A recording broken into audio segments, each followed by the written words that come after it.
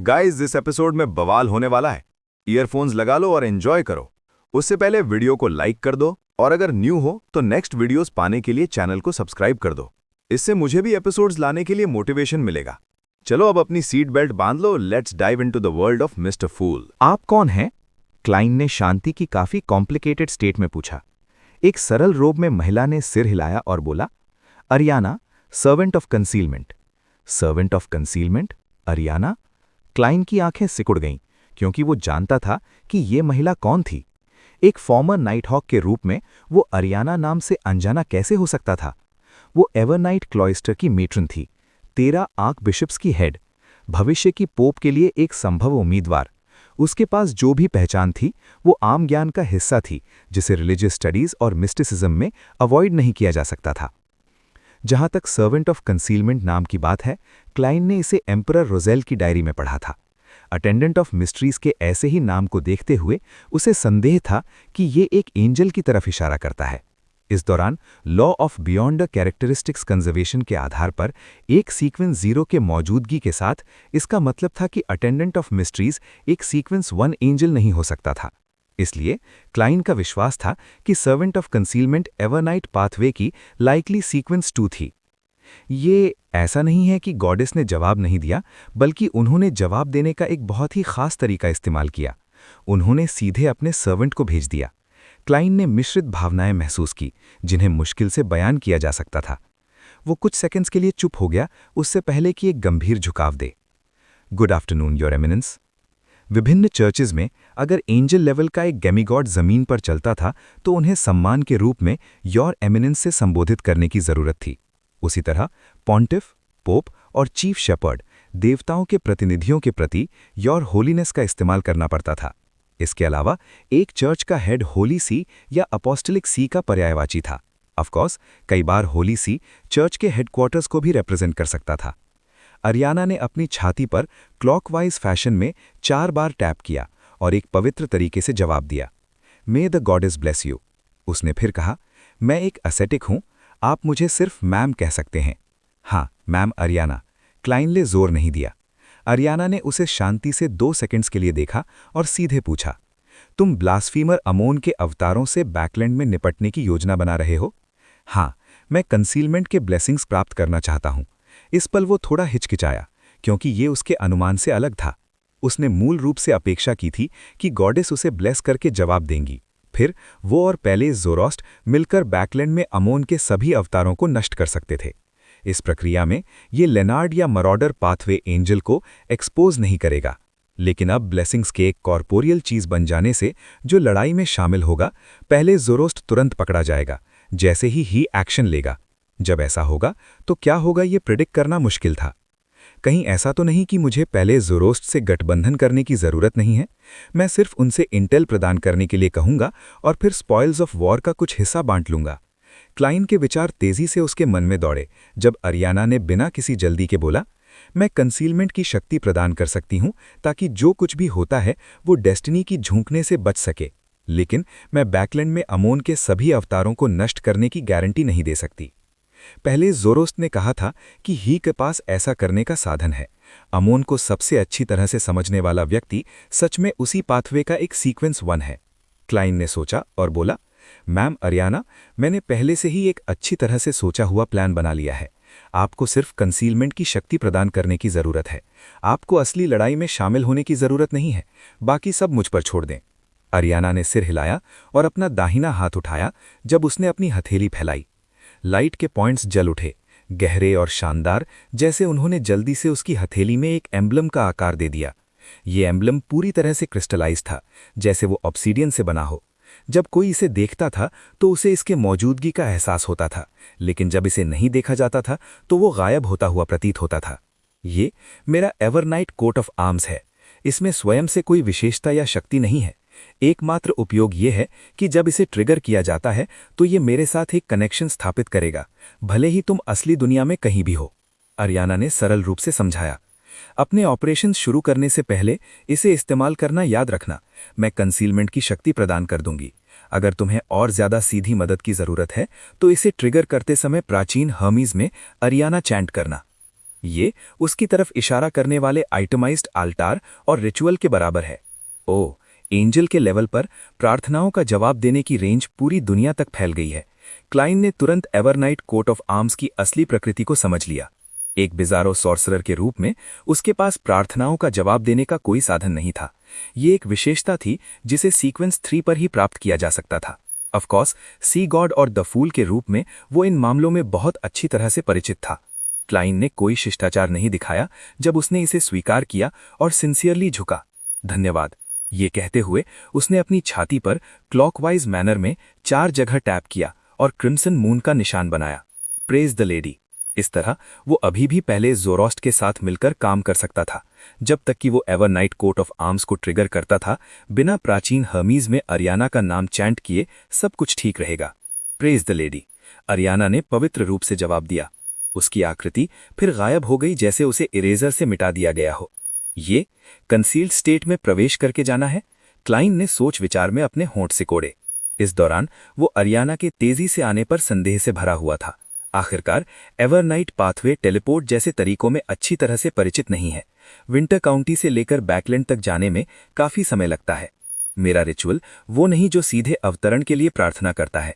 क्या ये हो सकता है कि मैम अरियाना बैकलैंड डियोसीज के आसपास ही मौजूद थीं? ये कोई बहुत ज्यादा कोइंसिडेंस तो नहीं है। अगर ये नहीं है तो ये सिर्फ समस्या को बढ़ाता है। वो बैकलैंड में क्या कर रही हैं? गुप्त हलचल हो रही है। क्लाइन ने अपनी नजर वापस ली और धैर्य से कुछ देर इंतजार किया, उससे पहले कि ड्वेन डांटेज में वापस बदल जाए।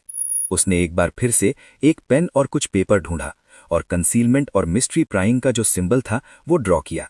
जब आखिरी स्ट्रोक लिखा गया तो मास्टर बेडरूम में पूरा शरीर वाला आईना एक अंधे पर शुद्ध लाइट पैदा की, जैसे झील के नीचे से चुप हलचल उभर रही हो। उसके तुरंत बाद आग की लपटें दिखाई दी, आसमान में फट रही थीं। सोने, चांदी, लाल और नीले रंग फट गए, जैसे आईने में शब्द बने। वापस स्वागत है महास्वामी। आपके विनम्र सेवक अरोडिस ने आपकी अथॉरिटी का एक हिस्सा वापस मिलते हुए देखा है। मुझे उत्साह है कि आप धीरे धीरे अपनी ऑरा वापस पा रहे हैं। आप अंत में अपनी सर्वोच्च स्थिति में लौटेंगे और पूरी दुनिया को अपनी निगरानी में चुप कर देंगे। ये सच में बहुत ही पैशनेट है। हमेशा कुछ नया होता है। क्लाइन ने चुपचाप सिर हिलाया। आग की लपटों के बीच वो शब्द विघटित हो गए और एक नया वाक्य बना। महास्वामी, मेरे लिए आपके क्या निर्देश हैं? मेरा एक सवाल है। एक ऐसी जगह जहां अंधेरे में रहने से खतरा हो सकता है, एक सुरक्षित पर शुद्ध अंधेरा कैसे पैदा किया जाए? इसमें 2 तरह के खतरे शामिल हैं। एक, ये व्यक्ति को सीधे अंधेरे में गायब कर देगा, और 2, ये अजीब मॉन्स्टर्स को अपीयर होने और हमला करने का कारण बन सकता है। पूरे शरीर वाले आईने में आग की लपटें शांत हो गईं, जैसे जलीय प्रकाश लहराया। सिल्वर शब्द एक के बाद एक उभरे। महास्वामी, क्या आप फुरसेकन लैंड ऑफ द गॉड्स का जिक्र कर रहे हैं? ये मैजिक मिरर सच में काफी कुछ जानता है। उसने मुझे एक फ्री सवाल भी दिया। क्लाइन ने सिर हिलाया और बोला, ये सही है। बिना किसी रुकावट के बीच एरोडिस के पूरे शरीर वाले आईने में लोएनिस टेक्स्ट की नई लाइंस पैदा हुईं। Forsaken land of the gods का निर्माण दूसरे क्रिएटर के पत्थर से संबंधित है। वहां रात का खतरा 2 जरूरी शक्तियों के परिवर्तन से उत्पन्न होता है। पहला, ये एवरनाइट गॉडेस की डिवाइन पावर्स के अवशेष हैं। दूसरा, ये क्रिएटर द्वारा छोड़ा गया प्रभाव है। उन्होंने शैडोज, डार्कनेस, फॉलन, करप्शन और म्यूटेशन पर आंशिक अथॉरिटी चलाई थी। पहला प्राणियों को हवा में गायब कर देता है, जबकि दूसरा अंधेरे में मॉन्स्टर्स पैदा करता है। तो 2 तरह के खतरे अलग अलग शक्तियों से उत्पन्न होते हैं। इसमें हैरानी की बात नहीं है कि इतने बड़े फर्क हैं। एरोडिस ने दूसरे क्रिएटर को सूर्य देवता कहा। यह मेरी थियरी के बहुत करीब है। अमोन और एडम के पिता ओरिजिनल क्रिएटर का पुनर्जागरण नहीं है, बल्कि एक ट्रांसमाइग्रेटर हैं जिन्होंने एक बहुत बड़ी विरासत में ली है। क्या ऐसा हो सकता है? तुम एवरनाइट गॉडेस से संबंधित मामलों में चर्चा नहीं कर सकते? ये जैसा मैंने चाहा था। क्लाइन ने जानबूझकर 2 सेकंड्स के लिए सोचा और बोला, ठीक है। आईने की सतह पर सिल्वर स्वर्ल्स तुरंत तेजी से घूमने लगे, जैसे शब्द रूप लेने लगे। जहां तक आपने पूछे गए सवाल का सवाल है, तो इसके 2 समाधान हैं। पहला, ये करप्शन को स्वीकार करके खुद को अंधेरे के मॉन्स्टर्स में बदल देना है। इस तरह अंधेरे के मॉन्स्टर्स इस कारण हवा में गायब नहीं होते क्योंकि उन्हें फॉलन अथॉरिटी का संरक्षण मिला है। इस तरह सारा अंधेरा सुरक्षा के बराबर है। दूसरा, एक ऐसा अंधेरा पैदा करना है जो ड्रीम वर्ल्ड के साथ आता हो। ये स्पिरिट बॉडी को सपने की सुरक्षा प्राप्त करने की अनुमति देगा। इस प्रकार रात में खतरे के अतिक्रमण को धीमा कर देगा। स्पिरिट बॉडी को एक सपने की सुरक्षा प्राप्त करने की अनुमति देना ताकि रात में खतरे के अतिआक्रमण को धीमा किया जा सके। ये देवताओं के रणभूमि के खंडरों में रात गिरने पर सोने की आवश्यकता के समानांतर है। और हाँ, forsaken land of the gods में शक्तियां संभव है कि गॉडेस के कंट्रोल में ना हों। एक बार जब कोई वाहन अंधेरे में गायब हो जाता है तो वो निश्चित रूप से फॉगी टाउन में प्रवेश नहीं करेगा। ये किस तरफ इशारा करेगा? या वो उसी जगह पर रहेंगे जब तक वो भूख या बुढ़ापे से नहीं मर जाते, तब तक साथियों और असली दुनिया से इंटरैक्ट नहीं कर पाएंगे। अरोडिस का जवाब पढ़ने के बाद क्लाइन कुछ हद तक प्रबुद्ध हुआ जब उसने समस्या की मुख्य बात को मोटा रूप से समझ लिया। लेकिन उसे महसूस हुआ कि यह जरूरी नहीं है कि उपयोगी हो, क्योंकि द सन को सिर्फ शुद्ध अंधेरा चाहिए था ताकि वो आइस में दफन हो सके, जो आमतौर पर नहीं पिघलती थी, ताकि प्रीस्ट ऑफ लाइट पोशन का सेवन किया जा सके। एक बार जब वो सपने में प्रवेश करता था तो उसके पास अपने शरीर को कंट्रोल करने का कोई तरीका नहीं था ताकि वो नाजुक कदम पूरा कर सके। इस तरह भले ही वो लंबे समय तक अंधेरे में रह सकता था, ये अर्थहीन होगा। हाँ, मैं लिटिल सन के सिटी ऑफ सिल्वर की चीफ से पूछने का इंतजार करूंगा, उससे पहले कि उसके जवाब के आधार पर एक असली प्लान बनाऊं। ऑफ कोर्स, उससे पहले मैं लेनर्ड से एक कॉरेस्पॉन्डिंग सोल्यूशन प्राप्त करने की कोशिश कर सकता हूं ताकि पता लगा सकें कि टेम्परेरी ड्रीम वर्ल्ड के साथ अंधेरा कैसे पैदा किया जाए। क्लाइन ने हल्का सा सिर हिलाया, मैजिक मिरर द्वारा प्रदान किए गए जवाब को स्वीकार करते हुए। जहां तक करप्शन स्वीकार करने और अंधेरे में एक मॉन्स्टर बनने के पहला ऑप्शन की बात है, उस पर तो विचार भी नहीं किया गया। एक्स्ट्राऑर्डिनरी दुनिया में ये आत्महत्या करने के बराबर था, जिसे लगभग उल्टा नहीं किया जा सकता था। ये सोचकर कि उसके पास अभी भी एक सवाल पूछने के लिए बाकी था, क्लाइन ने विचार किया और पूछा, मैं सीयर पाथवे के सीक्वेंस 3 स्कॉलर ऑफ योर का पोषण फॉर्मूला कहाँ से प्राप्त कर सकता हूँ? पूरे शरीर वाले आईने की सतह पर एक्विस लाइट एक बार फिर लहराई जब उसने बिना किसी प्राकृतिक लाइट के एक अंधेरे कैथीड्रल को प्रतिबिंबित किया। क्लाइन को ये सीन बहुत जाना पहचाना लगा जब उसने तुरंत याद किया कि ये क्या प्रस्तुत करता है। ये वो जगह थी जहां ज़ारथुल, जो एक मॉन्स्टर में बदल गया था, छिपा था। लेकिन इस बार कैथीड्रल के गहराई में धुंधले और विशाल मैगट्स का झुंड अब मौजूद नहीं था। जैसे ही क्लाइन के प्यूपल्स फैले, सिल्वर शब्द सीन डिस्क्रिप्शन के नीचे प्रदर्शित हुए। महास्वामी, ज़ारथुल गायब हो चुका है। मैं उन्हें ढूंढ नहीं सकता। गायब। क्लाइन पल भर के लिए सांस लेना भूल गया। भले ही वो ज़ारथुल के लौटने के बारे में पहले से ही जानता था, क्योंकि वो था जिसने फॉगी टाउन का दरवाज़ा खोलकर चेन रिएक्शन शुरू की थी। उसने कभी नहीं सोचा था कि ये बड़ा शख्स चुपके से कैथीड्रल छोड़ देगा और हिस का ठिकाना अनजान हो जाएगा। यहाँ तक कि अरोडिस भी उन्हें नहीं खोज पा रहा। वो क्या साजिश कर रहा है?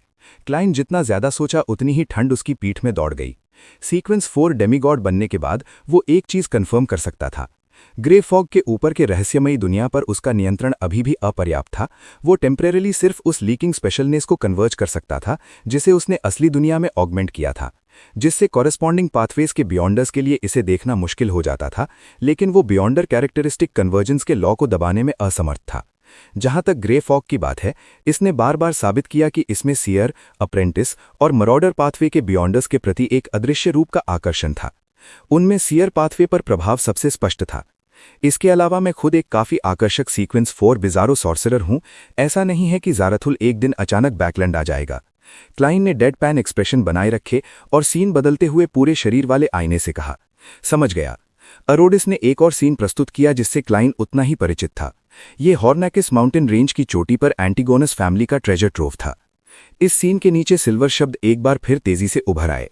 महास्वामी, एक और संभावना है, लेकिन मैं बता नहीं सकता। मैं बस जानता हूं कि ये पहले 2 से ज्यादा आसान है। एंटीगोनस फैमिली की नोटबुक इस बार वहां नहीं है। ये सही है। ये वील्डर को हॉर्नेकिस माउंटेन रेंज की मुख्य चोटी पर ले जाएगा ताकि एंटीगोनस फैमिली के ट्रेजर ट्रोव को ढूंढा जा सके। ये बेसिकली पिछले ऑप्शन के समानांतर है। वो क्या संभावना है जिसे अरोडिस भी नहीं बता सकता। सीयर पाथवे को कंट्रोल करने वाले फैक्शंस के बारे में मेरे ज्ञान के आधार पर इसका मतलब है कि मुझे इसके लिए गॉडेस से प्रार्थना करनी चाहिए। गॉडेस मदर ऑफ कंसीलमेंट हैं, तो वो चुन सकती हैं कि अरोडिस इसे देख सकता है या नहीं। क्लाइन के विचार बिखरे और जल्दी से एक कनेक्शन बनाया। ऑफ कोर्स, उसे विश्वास नहीं था कि scholar of your potion formula के लिए सीधे प्रार्थना करने से उसे ये मिल जाएगा। ये बहुत ज्यादा हास्यास्पद था, जैसे कि ये बच्चे का खेल हो। अपने नाइट हॉक के रूप में अनुभव से उसे संदेह था कि उसे एंटीगोनस फैमिली के अनेलों और पल्लेस के बारे में सूचना प्राप्त करने से पहले पर्याप्त योगदान करने की आवश्यकता होगी। पर्याप्त योगदान करना, ये सच में एक जाना पहचाना वाक्य है। क्लाइन ने आह भरी जब उसके पास कुछ आइडियाज आने लगे। स्पष्ट रूप से उसके पास ऐसा करने के संकेत थे, न्यूमिनस एपिस्कोपेट के आर्टिफिशियल डेथ फैक्शन को संभालना। लेकिन क्लाइन को संदेह था कि गॉडेस के पास सीयर पाथवे पोशन फॉर्मूलाज के लिए सिर्फ स्कॉलर ऑफ योर सीक्वेंस तक ही था और एंजल लेवल पर आगे नहीं। ये इसलिए क्योंकि एंटीगोनस फैमिली का एंजल उस समय तुरंत नष्ट नहीं हुआ था, बल्कि एक गुप्त महल में छिप गया था, कंट्रोल खोकर एक मॉन्स्टर बन गया था और एक हाफ सीर स्टेट में था। इसके अलावा द फूल कार्ड भी वहीं थी और अभी तक नहीं निकाली गई थी। इस मोमेंट पर क्लाइन का इरादा अमोन के अवतारों के बारे में पूछना था, लेकिन उसे अचानक याद आया कि रैट डेमीगॉड की यादों में मरॉडर पाथवे एंजल और अमोन के बारे में चेतावनी इसी आईने द्वारा दी गई थी। उसके विचारों को चमकते हुए क्लाइन ने अपनी आंखें सिकोड़ी, पूरे शरीर वाले आईने को देखा और सिर हिलाया। ठीक है, आज के लिए बस इतना ही, वापस जाओ, अगर भविष्य में कुछ होता है तो मैं तुम्हें फिर से समन करूंगा। हाँ मास्टर, अलविदा मास्टर। आपका वफादार और विनम्र सेवक अरोडेस हमेशा आपकी तरफ लौटने के लिए इंतजार कर रहा है। लाइट आईने की सतह पर इकट्ठा हुई, अपना हाथ हिलाते हुए एक स्टिक फिगर दर्शाते हुए। सब कुछ नॉर्मल हो जाने के बाद क्लाइन पलट गया और पहले ड्रॉ किए गए सिंबल के साथ पेपर उठाया, अपनी उंगलियों को चटकाते हुए उसे स्कारलेट फ्लेम्स में फटने के लिए मजबूर किया। राफ नीचे गिरी जब उसने अपना लेफ्ट हैंड फैलाया। इसमें 2 मैगट्स थे जो सॉलिड मिस्टीरियस सिंबल से चमक रहे थे। दोनों मैगट्स धीरे से टेढ़े हुए, अपनी जीवन शक्ति का इस्तेमाल पूरे बेडरूम को पागलपन और अजीबनेस से भरने के लिए किया। आसपास की लाइट्स फिर से नॉन यूनिफॉर्म फैशन में धीमी और तेज हुईं। वो क्लाइन द्वारा खुद से अलग किए गए वर्म्स ऑफ स्पिरिट के अलावा और कोई नहीं थीं। अचानक क्लाइन ने अपना दाहिना हाथ आगे बढ़ाया, अचानक उन्हें 2 ट्रांसपेरेंट मैगट्स की तरफ दबाते हुए। तुरंत उसकी हथेली रुक गई, सिर्फ वर्म्स ऑफ स्पिरिट को छूने से पहले। उसने अपनी हथेली फिर से उठाई, उसे नीचे करते हुए सिर्फ रुकने के लिए। उसने ऐसा कई बार दोहराया जब तक कि आखिरकार उसने अपनी शक्ति का इस्तेमाल डेड पैन एक्सप्रेशन के साथ नहीं किया। एक अदृश्य और भ्रामक क्रैकिंग साउंड के बीच उसके सिर में अचानक एक चुभन वाला दर्द हुआ। इससे उसकी आत्मा को ऐसा महसूस हुआ जैसे उसे फाड़ा जा रहा हो। ये बोली लगने या कटने से ज्यादा दर्दनाक था। क्लाइन ने अपने क्लाउन पावर्स को अपने चेहरे की मांसपेशियों के ट्विच को कंट्रोल करने के लिए इस्तेमाल किया। कुछ सेकंड्स के बाद उसने अपना दाहिना हाथ अपने कनपटियों को रगड़ने के लिए उठाया, मन ही मन बुदबुदाते हुए। वास्तव में हर वर्म ऑफ स्पिरिट की मौत स्पिरिट बॉडी को नुकसान पहुंचाती है। मेरी वर्तमान सीमा 6 है। मैं टेम्परेरी कोशिश करना बंद करूंगा। देखते हैं कि ठीक होने में कितना समय लगता है। शुक्र है ये सहनीय मामला है, वरना ये खतरनाक होगा अगर एक मैरियोनेट नष्ट हो जाती है जब वर्म ऑफ स्पिरिट टाइम पर कलेक्ट नहीं हो पाता। हाँ, ये अमोन के वर्म्स ऑफ टाइम अवतारों से अलग है। एक बिजारो सॉर्सरर का वर्म्स ऑफ स्पिरिट जरूरी नहीं है कि मर जाए जब एक मैरियोनेट नष्ट हो जाती है। ज्यादातर समय एक बिजारो सॉर्सरर समय पर उन्हें वापस ला पाता है। ये इसलिए क्योंकि शरीर और मैरियोनेट के बीच की दूरी उतनी बढ़ी चढ़ी नहीं होती। परिस्थिति कंफर्म करने के बाद और वर्म्स ऑफ स्पिरिट के अंदर मौजूद बियॉन्डर कैरेक्टरिस्टिक्स को खुद में वापस लौटने का इंतजार करने के बाद क्लाइन ने कुछ मटेरियल्स ढूंढे और द फूल से प्रार्थना करने के लिए एक रिचुअल सेट किया। टास्क्स की एक श्रृंखला के बाद क्लाइन ने 2 वर्म्स ऑफ स्पिरिट के शवों, 2 सिल्वर प्लेट्स और कॉम्प्लिकेटेड सिंबल जिसे उसने पहले से रिकॉर्ड किया था का इस्तेमाल करके 2 सिल्वर ब्लैक बुलेट्स बनाए, जिनमें से बाद वाला स्नेक ऑफ मर्क्यूरी विल ऑचेप्टिन से आया। दोनों बुलेट्स अजीब अवर्णनीय पैटर्न से कार्व्ड थे। वे लगातार अंदर की ओर बढ़ रहे थे, जैसे कि वो बीच में एक पॉइंट पर इकट्ठा हो रहे हों। उनका पूरा शरीर उदास था पर अंधेरा नहीं। सिर्फ एक नजर में देखने से एक व्यक्ति के विचार धीमे हो जाते। क्लाइन ने एक गोल्ड कॉइन फ्लिक किया और डिविलेशन का इस्तेमाल किया। अपने स्पिरिचुअल इंट्यूशन के साथ दोनों बुलेट्स की एबिलिटीज को तेजी से निर्धारित कर लिया। टारगेट हिट होने पर तुरंत पैरालिसिस की हालत में प्रवेश कर जाएगा। जिस समय तक किसी को इस हालत में छोड़ दिया जाता था वो उसकी स्पिरिट बॉडी की शक्ति पर निर्भर करता था। यहां तक कि सीक्वेंस 3 सेंट्स भी 1-2 सेकंड के लिए स्टिफनेस की हालत में रहेंगे। ये तो मेरी शक्तियों से आगे निकल गया।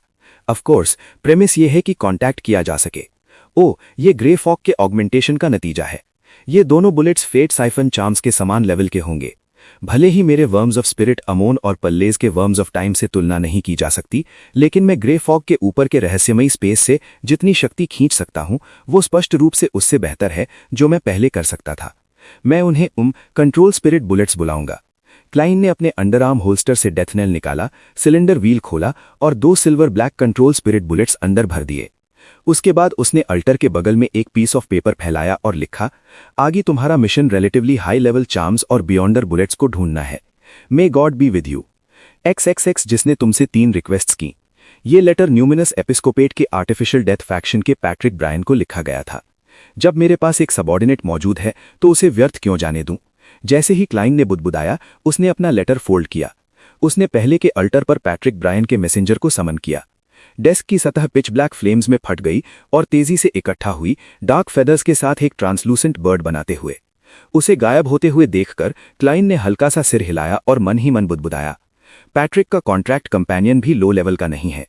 उसने जल्दी से अपने विचारों को रोक लिया, एक और लेटर निकाला और आसानी से लिखा, मैंने पहले से ही कंसीलमेंट का ब्लेसिंग प्राप्त कर लिया है। तुम मरॉडर पाथवे डेमीगॉड लेवल पर आइटम्स इकट्ठा करने की कोशिश कर सकते हो। इसके अलावा मैंने डेस्टिनी की चोरी और रिप्लेसमेंट को क्रैक करने का एक तरीका ढूंढ लिया है।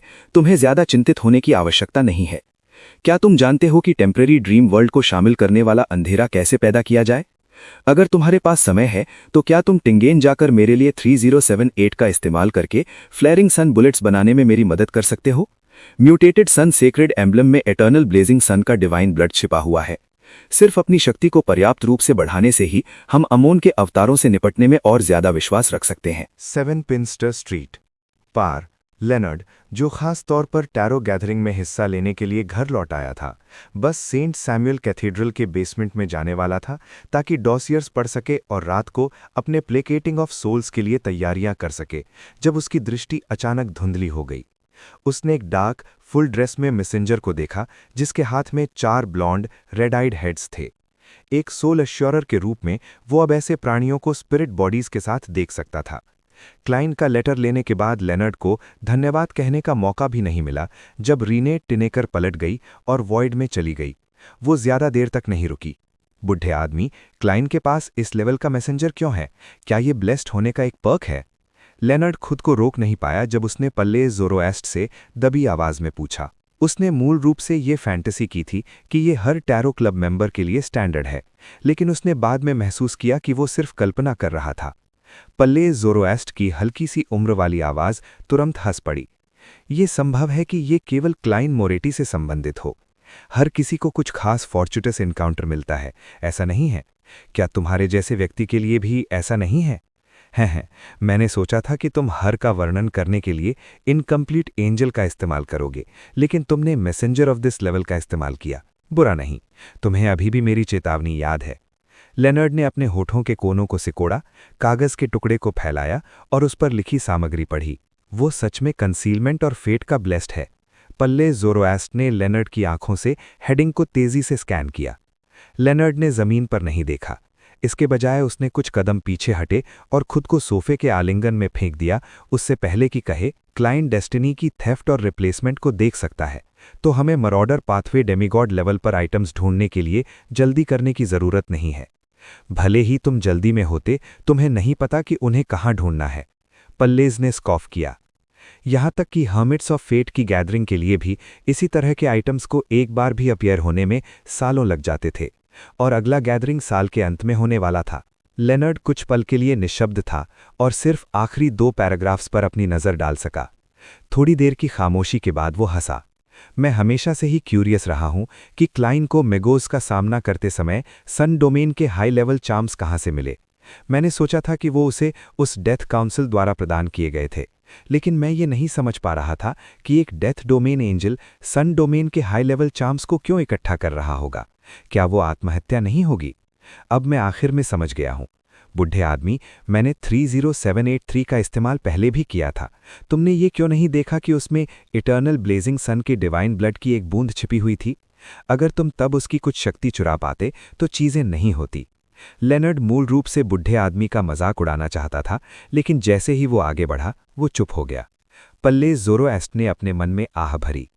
अगर डिवाइन ब्लड की वो बूंद इतनी आसानी से ढूंढी जा सकती थी, तो वो म्यूटेटेड सन सेक्रेड एम्बलम टिंगन में नहीं होता।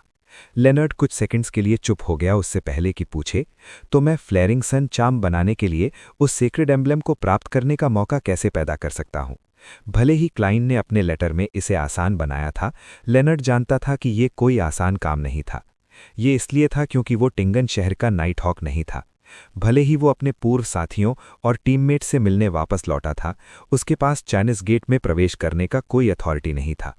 उसके सवाल को सुनकर पल्लेज ने एक चिड़चिड़े तरीके से जवाब दिया, तुम मुझसे इतना मामूली सवाल क्यों पूछ रहे हो? क्या तुम खुद से नहीं सोच सकते? लेनर्ड असहज रूप से खांसा जब उसने समाधान ढूंढने के लिए गंभीरता से सोचना शुरू किया। मैं वर्तमान में अकेले काम कर रहा हूं, लेकिन आज बिशप ने मुझे सवाल में आए क्षेत्र में लोकल नाइट हॉक्स की मदद लेने का अधिकार दिया है। अगर बैकलैंड में सभी आत्माओं को प्लेकेट कर दिया गया है और अगर मैंने अपनी पोशन डाइजेस्ट नहीं की है, तो क्या मुझे दूसरे डायसिस में ऐसा नहीं करना पड़ेगा? जब ऐसा होगा, अगर टिंगन में कोई पैरानॉर्मल एक्सीडेंट हो जाता है, तो मेरे लिए वापस लौटना और 2 नाइट हॉक्स को लेना और 30783 का इस्तेमाल करना बहुत रीजनेबल होगा। लेनर्ड का खुद से बात करना पूरा होने के बाद पल्लेज हंस पड़ा। बुरा नहीं, तुमने तुरंत एक आइडिया सोच लिया। लेकिन क्या तुमने इस बारे में सोचा है? तुम उन्हें प्लेकेट कर रहे हो, शुद्ध नहीं। ये 30783 प्राप्त करने के साथ विरोधी है। इससे आसानी से संदेह हो सकता है। जिस लेनर्ड की तारीफ की गई थी, वो तुरंत हंस पड़ा। बुढ़े आदमी, ये इसलिए है क्योंकि तुम नहीं जानते। जब मैं नाइट हॉक्स टीम में शामिल हुआ था, तो मुझे मिली शिक्षा में एक लाइन थी कि शुद्ध करने की क्षमता के आधार पर ही प्लेकेटिंग सबसे अच्छे नतीजे दे सकती है। एम्परर होजेल ने भी एक बार कहा था कि समस्याओं को सुलझाने के लिए आपके एक हाथ में डंडा और दूसरे में गाजर होनी चाहिए। तो अपने प्लान का पालन करो। ऑफ कोर्स, ये मानते हुए कि तुम एंटनी स्टीवनसन के मिशंस को 1-2 हफ्ते में पूरा कर सकते हो। अगर एमन को हटाने के असली ऑपरेशन शुरू होने से पहले तुमने फ्लेयरिंग सन बुलेट्स प्राप्त नहीं की, तो इसकी अब जरूरत नहीं होगी। लेनर्ड ने कागज के टुकड़ों पर लिखी मिशंस की सूची याद की जब उसकी कनपटियां फड़फड़ाईं। फिर उसने खुद को अपनी चिंताओं को भुलाने के लिए मजबूर किया और बुड़बुड़ाया। मुझे नहीं पता कि सैंग्विन को दंड देने का मिशन कब शुरू होगा। मुझे नहीं पता कि सैंग्विन के पास मरॉडर पाथवे के डेमिगॉड लेवल का कोई सील्ड आर्टिफैक्ट है। टेम्पररी ड्रीम वर्ल्ड, मैं इसे खुद पैदा कर सकता हूं। मैं कुछ चार्म्स बनाने का मौका ढूंढूंगा, लेकिन क्या इस लेवल की शक्ति forsaken land of the gods में अंधकार के कोरोजन का विरोध कर पाएगी? चर्वुड बरो के एक अपार्टमेंट में फॉर्स ने एक नॉवेल निकाला, सोफे पर बैठ गई और देखा कि शियो लॉबी की तरफ जा रही है जब उसने बाहर जाने के लिए अपने बूट्स पहनी। आखिर में फॉर्स अपने उलझन को रोक नहीं पाई जब उसने कहा, कोई जल्दी नहीं है। उस जेंटलमैन ने कहा था कि वो इतनी जल्दी मिशन नहीं देंगे। शियो ने उसकी तरफ एक नज़र डाली और बोली, मैं एक बाउंटी हंटर हूं, मेरे पास और मिशंस हैं। ये कहकर वो रुकी और कुछ सोच विचार के बाद बोली, फॉर्स, क्या तुम्हें लगता है कि मिस जस्टिस मिस ऑड्री जैसी दिखती है? फॉर्स कुछ सेकंड्स के लिए हैरान हो गई, उससे पहले कि वो होश में आए। उसने आशीश्वरी रूप से अपना हाथ हिलाया और हंस पड़ी। ये कैसे संभव है? जैसे ही उसने ये कहा, समानताएं उसके मन में चमकने लगीं, उसकी आंखें हैरानी में खुल गईं। थोड़ी देर बाद उसने फुसफुसाया, ये असंभव नहीं है। Spectator pathway, psychology alchemists, noble lady, blonde hair और ग्रीन आइज। वो एकमात्र नोबल है जिसे मैं जानती हूं जो उन क्राइटेरिया को पूरा करती है। ऑफ कोर्स, मैं ज्यादा नोबल्स को नहीं जानती। इसके अलावा मुझे नहीं पता कि जिनसे मैं परिचित हूं उनका साइकोलॉजी अल्केमिस्ट से कोई लेना देना है या नहीं। शियो ने चुपचाप अपनी फ्रेंड को सुना और कुछ सोच विचार के बाद बोली, फॉर्स, क्या तुम्हें अभी भी मिस ऑड्री द्वारा हमें दिए गए मिशंस याद हैं? मैंने मूल रूप से सोचा था कि ये अर्ल हॉल द्वारा जारी किए गए थे, लेकिन दूसरी सोच में शायद ये टैरो गैदरिंग से आए थे। और हाँ, हमें मिस्टर फूल का हॉनरिफिक नाम कैसे पता चला? क्या तुम्हें याद है? ये उन किताबों से था जो हमने विस्काउंट ग्लेंट से उधार ली थी। बुक कवर में एक अजीब प्राचीन स्लिप थी। फॉर्स ने ज्ञानोदय में सिर हिलाया। अगर हम इसे ढूंढ सकते हैं, तो विस्काउंट ग्लेंट की एक अच्छी फ्रेंड के रूप में मिस ऑड्री के पास भी इसे ढूंढने का मौका है। ये एक्सप्लेन कर सकता है कि वो गैदरिंग में क्यों शामिल हुई। हाँ, शियो ने फॉर्स के अनुमान से सहमति दी। फॉर्स ने अपना मुंह खोला और बस कुछ कहने ही वाली थी जब उसे याद आया कि सैंग्विन का मामला पूरी तरह से समाप्त नहीं हुआ था। उसने तुरंत आसपास देखा और चौकन्नी रूप से कहा, शियो, हमें भविष्य में गैदरिंग्स की अपनी चर्चाओं को कम करना चाहिए। जहां तक मिस ऑड्री की बात है, हम उनसे हर हफ्ते या 2 हफ्ते में एक बार मिल सकते हैं। हम समय आने पर देखना जारी रख सकते हैं। शियो होश में आई और भारी सिर हिलाया। ठीक है। फिर उसने अपना दरवाजा खोला और ईस्ट बरो में एक खास बार में गई और बार काउंटर पर जाकर बैठ गई। टेबल पर दस्तक देते हुए उसने बारटेंडर जो ऊपर देख रहा था उससे कहा, आज कोई नया मिशन है? बारटेंडर ने मिस्टर अर्नेस्ट बोयार की खास जांच का उल्लेख किए बिना एक मोटी सूची दी। वास्तव में मुझे कल या परसों तक इंतजार करना पड़ेगा। शियो ने आसपास देखा, अपनी नजर वापस ली और हैरानी और चिंता में पूछा, मैंने शर्मन को कुछ समय से नहीं देखा है। क्या तुम जानते हो कि वो कहाँ गया है? शर्मन एक नौजवान आदमी था जो खुद को एक महिला समझता था, शियो के इन्फॉर्मेंट्स में से एक। बारटेंडर हंस पड़ा। शायद वो किसी आदमी के साथ भाग गया होगा। तुम जानते हो कि अगर कोई आदमी उसे पसंद करता है तो वो ऐसा करने में खुश होता है। शियो ने गंभीरता से जवाब दिया, एक अजीब चिंता महसूस करते हुए। फिर उसने अपनी हथेली में शक्ति लगाई और हाई स्टूल से कूद पड़ी, शर्मन को उन जगहों पर ढूंढने के लिए जहां उसे आमतौर पर देखा जाता था। Backlund Bridge area, Iron Gate Street, Brave Hearts Bar. अपनी टोपी को नीचे दबाते हुए एमलिन ने अपनी नाक दबाई जब वो हर तरह की बदबू फैलाने वाली भीड़ से गुजरकर रेड आइड इयान को कार्ड रूम में खोजा। मिस्टर वाइट, इस बार क्या है? इयान ने मुस्कुराते हुए एमलिन को एक खाली बिलियर्ड रूम में ले गया। एमलिन ने अपनी टोपी उतारी और कहा, कुछ मामूली सा। बाउंटी हंटर्स के लिए एक मिशन लगाने में मेरी मदद करो। मिशन के डिटेल्स अर्नेस्ट बोयार नाम के आदमी को ट्रैक करने, उसकी डेली एक्टिविटीज का पता लगाना है। बाउंटी रिवॉर्ड 100 पाउंड होगा। 100 पाउंड? एमलिन ने आश्चर्य से पूछा। ट्रैकिंग जैसी इन्वेस्टिगेशंस के लिए 100 पाउंड काफी हास्यास्पद रिवॉर्ड था। किसी को जानना था कि अगर कोई बाउंटी हंटर इस मिशन को अपने दम पर पूरा कर सकता था तो वो पूरे साल आराम कर सकता था, भले ही वो एक फैमिली को सपोर्ट कर रहा हो। एमलिन ने सिर हिलाया और बोला, टारगेट थोड़ा खतरनाक है। टैरो क्लब के साथ वापस चर्चा के बाद उसने पहले ही सोच लिया था। उसे विश्वास था कि अर्नेस्ट बोयार को ट्रैक करना एक आसान मिशन है। सैंग्विन विस्काउंट निश्चित रूप से ऐसा दिखाएगा जैसे उसने कुछ नहीं देखा हो और जानबूझकर एक फिक्स्ड ट्रैजेक्टरी का पालन करेगा। इसलिए ये वास्तव में मिस जस्टिस को इस ऑपरेशन में हिस्सा लेने का जोखिम उठाने के लिए भुगतान था। ऑफकोर्स मिस डायरेक्शन और कंसीलमेंट में मदद करने के लिए ये लगभग निश्चित था कि एक से ज्यादा बाउंटी हंटर इस मिशन को पूरा करेगा, जिससे उन्हें पुरस्कार के अलग अलग हिस्से कमाने की अनुमति मिलेगी। एमलिन सिर्फ ये गारंटी दे सकता था कि मिस जस्टिस सबसे ज्यादा कमाएंगी। मैं समझ गया। समझ में आने पर इयान ने अपना हाथ आगे बढ़ाया। Down payment, exact address, level of danger, looks और कैरेक्टरिस्टिक्स। ये सबसे अच्छा होगा अगर तुम्हारे पास एक पोर्ट्रेट हो। अर्नेस्ट बोयार ने फिर 30 पाउंड्स कैश और अर्नेस्ट बोयार का पोर्ट्रेट दिया। Chapter 995 conjoint person. एमलिन ने इयान की तरफ देखा, अपना हाथ अपनी नाक को दबाने के लिए उठाया और हंस पड़ा। ऐसा लगता है कि तुम मुझे नहीं समझ पा रहे हो। ये ठीक है। एक और सरल वर्णन सदर्न कॉन्टिनेंट से आने वाले विदेशियों के बारे में जानकारी इकट्ठा करना है, खासकर स्टार हाईलैंड्स और पाज रिवर वैली से। तुम्हें ठीक वही क्या जानकारी चाहिए? बैकलैंड में सदर्न कॉन्टिनेंट के काफी प्योर ब्लडेड लोग हैं, जिन्हें तुमने जिक्र किया है वो भी आम हैं। इयान ने शांति से पूछा, बिना उस तिरस्कार के कारण गुस्से में आए जो उसे मिला था। एमलिन हंसा, जो थोड़े ज्यादा अबनॉर्मल हैं। वो फिशी तरीके से काम करते हैं और सब रहस्यमयी लगते हैं। तुम्हें समझ जाना चाहिए कि मैं क्या कहना चाहता हूं। तुम जिनका वर्णन कर रहे हो, ऐसे बहुत लोग निश्चित रूप से हैं। बैकलैंड में वो या तो सेवक, वर्कर्स या चोर होते हैं, गैंग्स का हिस्सा होते हैं, क्योंकि बाद वाले तुम्हारे अबनॉर्मल, फिशी और रहस्यमयी होने के सभी क्राइटेरिया को पूरा करेंगे। इयान ने ईमानदारी से बताया कि एमलिन का अनुरोध कितना अप्रैग्मेटिक था। एमलिन इसके लिए पहले से ही तैयार था। एक अदृश्य मुस्कान के साथ उसने हल्का सा सिर हिलाया। तो मुझे वो सारी जानकारी दो जो इन क्राइटेरिया को पूरा करती है। मैं फिल्टरिंग करूंगा। मैं इस कमीशन के लिए अर्ली स्टेज इन्वेस्टिगेशंस के स्टैंडर्ड फीस के रूप में 50 पाउंड्स डाउन पेमेंट करूंगा। बाद का पेमेंट कितनी कीमती जानकारी प्रदान की गई है उसके आधार पर गिना जाएगा। हर एक की कीमत 20 पाउंड्स होगी। इसका मूल्य कौन निर्धारित करेगा? इयान ने कुछ सेकंड्स सोचने के बाद पूछा।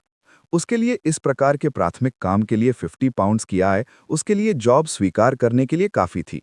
ये आसान था कि वो ईस्ट बरो से शरवुड बरो तक के क्षेत्रों की जांच करने के लिए 1 दर्जन लोगों को आधे महीने के लिए हायर कर सके। उसे कोई फर्क नहीं पड़ता था कि वो 50 पाउंड से कितना कमा सकता है, क्योंकि यहाँ बहुत से लोग उस पर निर्भर करते थे अपनी जीविका के लिए। उसे समय समय पर उनके लिए पेमेंट के साथ जॉब्स व्यवस्थित करने की जरूरत थी, वरना वो कभी भी लेटेस्ट डेवलपमेंट से परिचित नहीं हो पाएगा। एमलिन ने इयान का आकार देखा और स्कॉफ किया। ऑफ कोर्स ये मैं होगा। तुम्हें पता होना चाहिए कि मैं कितना विश्वसनीय हूं। डिटेक्टिव मोरियार्टी ने मुझे कभी नहीं बताया कि उसने बुड़बुड़ाया और आह भरी। ठीक है, हमारा पिछला सहयोग अभी भी काफी अच्छा था। मैं तुम पर विश्वास करना चुनता हूं। एमलिन ने संतुष्टि में सिर हिलाया, अपना वॉलेट निकाला और 50 पाउंड्स के नोट्स गिरे। इस प्रक्रिया के दौरान एमलिन को पल भर के लिए पिंच महसूस हुआ जब उसने महसूस किया कि उसके पास सिर्फ 407 पाउंड्स की बचत थी और अब सिर्फ 357 पाउंड्स बचे हैं। उसने नोट से अपनी नजर हटाई और कैश इयान को सौंप दिया। वो नहीं रुका। अपनी टोपी पहनकर वो बिलियर्ड रूम से बाहर निकला और ब्रेव हार्ट्स बार से चला गया। सड़क पर एमलिन ने अपनी नाक दबाना बंद कर दिया और आग जैसे बादलों की तरफ देखा। उसका एक्सप्रेशन धीरे धीरे भारी हो गया जब उसने चुपचाप बुड़बुड़ाया, पहले वाला रेत आसपास नहीं है, वो कहाँ गया? इयान ने ऐसा अभिनय किया जैसे उसने रोज स्कूल ऑफ थॉट के बारे में कभी नहीं सुना हो, लेकिन उसकी तेज धड़कन ने उसे धोखा दे दिया। और हाँ, उसने सच में नहीं पूछा कि शर्लॉक मोरियार्टी बैकलैंड में वापस आया है या नहीं। उसने कोई चिंता भी नहीं दिखाई। क्या यह हो सकता है कि शर्लॉक पहले से ही बैकलैंड लौट आया हो और वो उससे मिल चुका हो? Rorsted Archipelago, City of Generosity, Bayam. Harbour के पास के एक क्षेत्र में Admiral of the Stars Cattleya Frank Lee को साथ लेकर आई थी, जिसकी स्लीव्स रोल्ड अप थीं, जो उसके ब्राउन हेयर को दर्शाती थीं। वो एक घर के बाहर के क्षेत्र में गैस वॉल लैंप्स के साथ आए। वो एक खाली कोने पर आए और देखा कि एक आकृति शैडोज से बाहर निकली। वो ब्लडलेस हीथ डॉयल था, जो आर्टिसन सील्फ की निगरानी के लिए जिम्मेदार था। वो पतला था और उसकी स्किन इतनी पीली थी कि वो ट्रांसपेरेंट थी। वो इतना कमजोर लगता था कि हवा का एक झोंका उसे गिरा सकता था। क्या हाल ही में कुछ अजीब हुआ? कैटेलिया ने अपनी नाक पर गोल्ड रिम्ड ग्लासेस को धक्का देते हुए पूछा। हीथ डॉयल ने संक्षिप्त रूप से स्वीकार किया। आपके जाने के 3 दिन बाद एक अनजान व्यक्ति सील्फ से मिलने आया। वो लगभग 15 मिनट तक रुका। मुझे पकड़े जाने के डर से मैं पास नहीं गया। आपके निर्देशों के आधार पर मैंने उस अनजान व्यक्ति का पीछा करने के लिए आदमी भेजे, लेकिन उन्होंने उसकी ट्रेल खो दी। वो अनजान व्यक्ति कैसा दिखता था? कैटेलिया ने हल्का सा सिर हिलाते हुए पूछा। हीथ डॉयल ने अपनी कमर पर एक लेदर पाउच से एक कच्चे मांस का टुकड़ा निकाला। उस पर खून ताज़ा था, लेकिन उसमें कंटामिनेशन के कोई लक्षण नहीं थे। ये सॉलिड मांस का एक शुद्ध टुकड़ा लगता था। इसके तुरंत बाद ये piece of beef Heath Doyle के हाथ में पिघल गया, पानी की तरह जमीन पर टपका। फिर ये ऐसे टेढ़े हुए जैसे इनमें जान हो, एक पोर्ट्रेट बनाते हुए।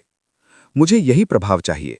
फ्रैंक की आंखें चमक उठीं जब उसने ये सीन देखा, उत्साह से अपने इरादों को व्यक्त करते हुए। उसकी निगाह के तहत हीथ डॉयल का इरादा भागने का था, लेकिन उसने हल्का सा अपना शरीर तिरछा किया और जमीन की तरफ इशारा किया। मोटे तौर पर ऐसा। इस पल एक ब्लड पोर्ट्रेट पहले ही रूप ले चुका था। ये पास रिवर वैली के चेहरे के लक्षणों से मिलते हुए मूंछ वाले एक आदमी का था।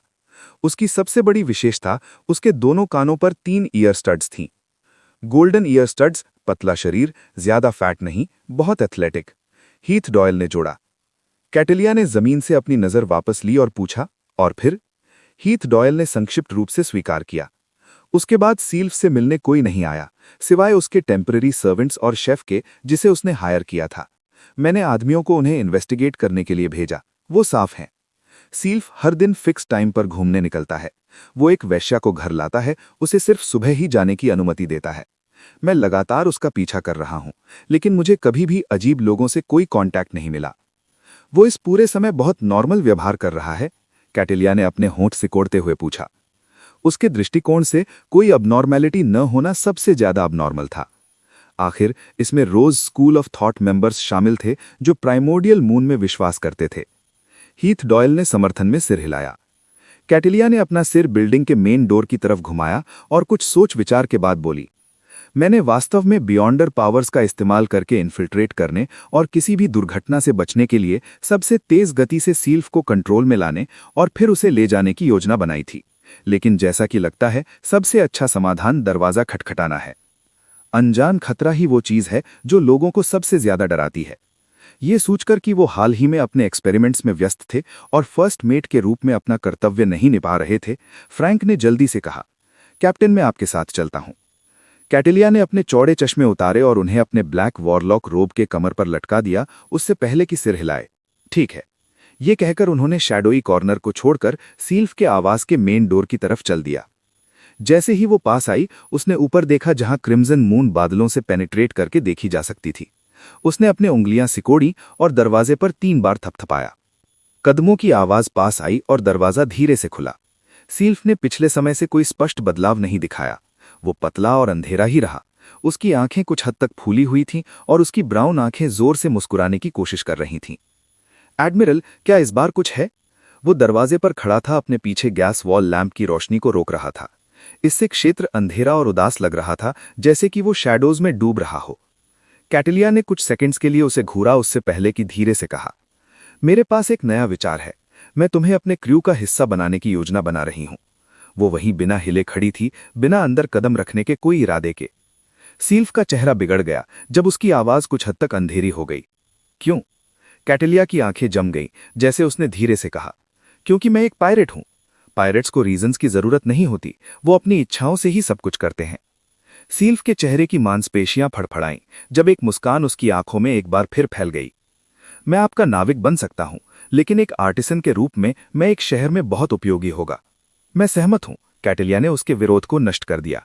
लेकिन उससे पहले मुझे जरूरत है कि तुम फ्यूचर पर कुछ समय बिताओ ताकि दूसरों के साथ पार्टनर्स बन सको। सील्फ का चेहरा धीरे धीरे ठंडा हो गया जब उसने एक ईथरियल आवाज में जवाब दिया, मुझे डर है कि मैं खुद को कंट्रोल नहीं कर पाऊंगा। मुझे हर दिन प्रोक्रिएट करने की एक तीव्र इच्छा है।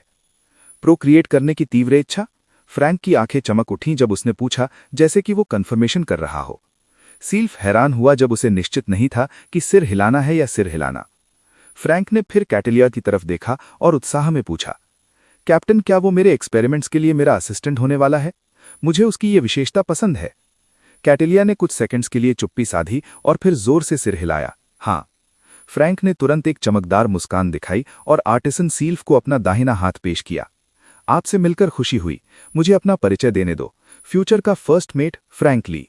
सील्फ का चेहरा नॉर्मल हो गया जब उसने उलझन में आदमी का हाथ मिलाया। फिर उसने कहा, क्या मैं सच में फ्यूचर पर एक छोटा समय बिताने वाला हूं? मैं अपनी रेपुटेशन दांव पर लगाकर इसका वादा करती हूं, कैटेलिया ने ईमानदारी से जवाब दिया, उससे पहले कि मन ही मन जोड़े। ज्यादा समय नहीं लगेगा, उससे पहले कि हर मैजेस्टी व्यक्तिगत रूप से तुम्हें संभाले। ठीक है, ऐसा नहीं है कि मैं तुम्हें हरा सकता हूं। सील्फ ने कंधे उचकाए। कृपया मुझे अपना निजी सामान पैक करने की अनुमति दें।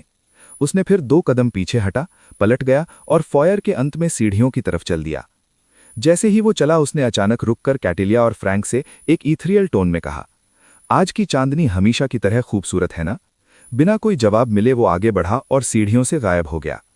इस पल कैटेलिया का भारी एक्सप्रेशन स्पष्ट हो गया। सील्फ ने दरवाजा खोलने के बाद उसने पहले से ही अपनी आंखों से एक अबनॉर्मैलिटी देखी थी। अतीत में सील्फ का स्पिरिट बॉडी एक आम इंसान का था, लेकिन अब वो एक कंजॉइंट पर्सन था।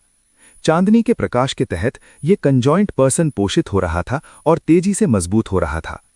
ये वो समस्या नहीं है जिसे मैं सुलझा सकती हूं। मुझे हर मैजेस्टी को लिखना होगा। और हां, मुझे गर्मन स्पार्कर के मीटिंग के अनुरोध को नहीं भूलना चाहिए। कैटेलिया ने चुपचाप आह भरी जब उसने आशीष रूप से ऊपर देखा। आसमान में ऊंजा एक क्रिम्सन मून पतले बादलों के बीच चमकदार और शांत रही। Backlund, Hillston Borough, East Balam military veterans mess. Dwayne Dantes और मख्त अपनी अलग अलग गाड़ियों से उतरे और साथ में लॉबी में प्रवेश किया। Chapter 996 card game. ईस्ट बाला मिलिट्री वेटरन्स मेस में प्रवेश करने के बाद क्लाइन ने अपनी छड़ी और टोपी अपने वैलेट एनुनी को दी तो देखा कि लुएन किंगडन के मिनिस्ट्री ऑफ डिफेंस के कर्नल कैल्विन आर्मी यूनिफॉर्म में एक ग्लास रेड वाइन के साथ फॉयर में इंतजार कर रहा था। इस लंबे चेहरे वाले ऑफिसर ने मुस्कुराते हुए ड्वेन डांटेस की तरफ अपना कप उठाया। बहुत समय हो गया नहीं मिले।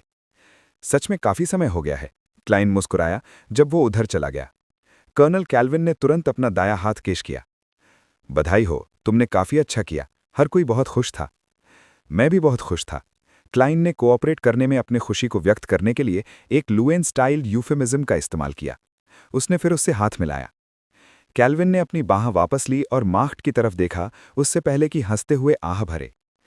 जब तुमने पहली बार ड्वेन को इंट्रोड्यूस किया था तो मैं तुम्हारे फैसले पर काफी अविश्वास कर रहा था, लेकिन अब मैं समझता हूं कि तुम मेंबर ऑफ पार्लियामेंट कैसे हो। कोई भी जो ड्वेन से इंटरैक्ट करता है वो आसानी से बता सकता है कि वो इसमें एक एक्सपर्ट है।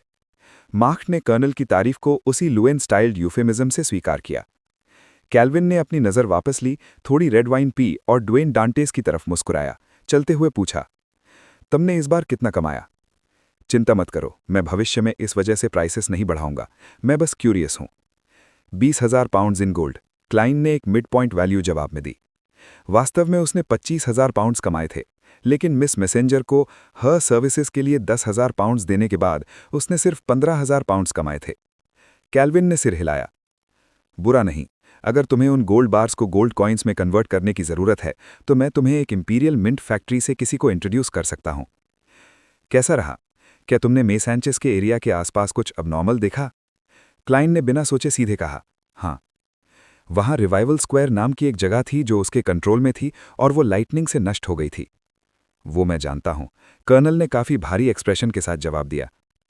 लेकिन शायद तुम्हें नहीं पता कि तुम्हारे सामने वाला ही वो व्यक्ति था जिसने लाइटनिंग पैदा की थी।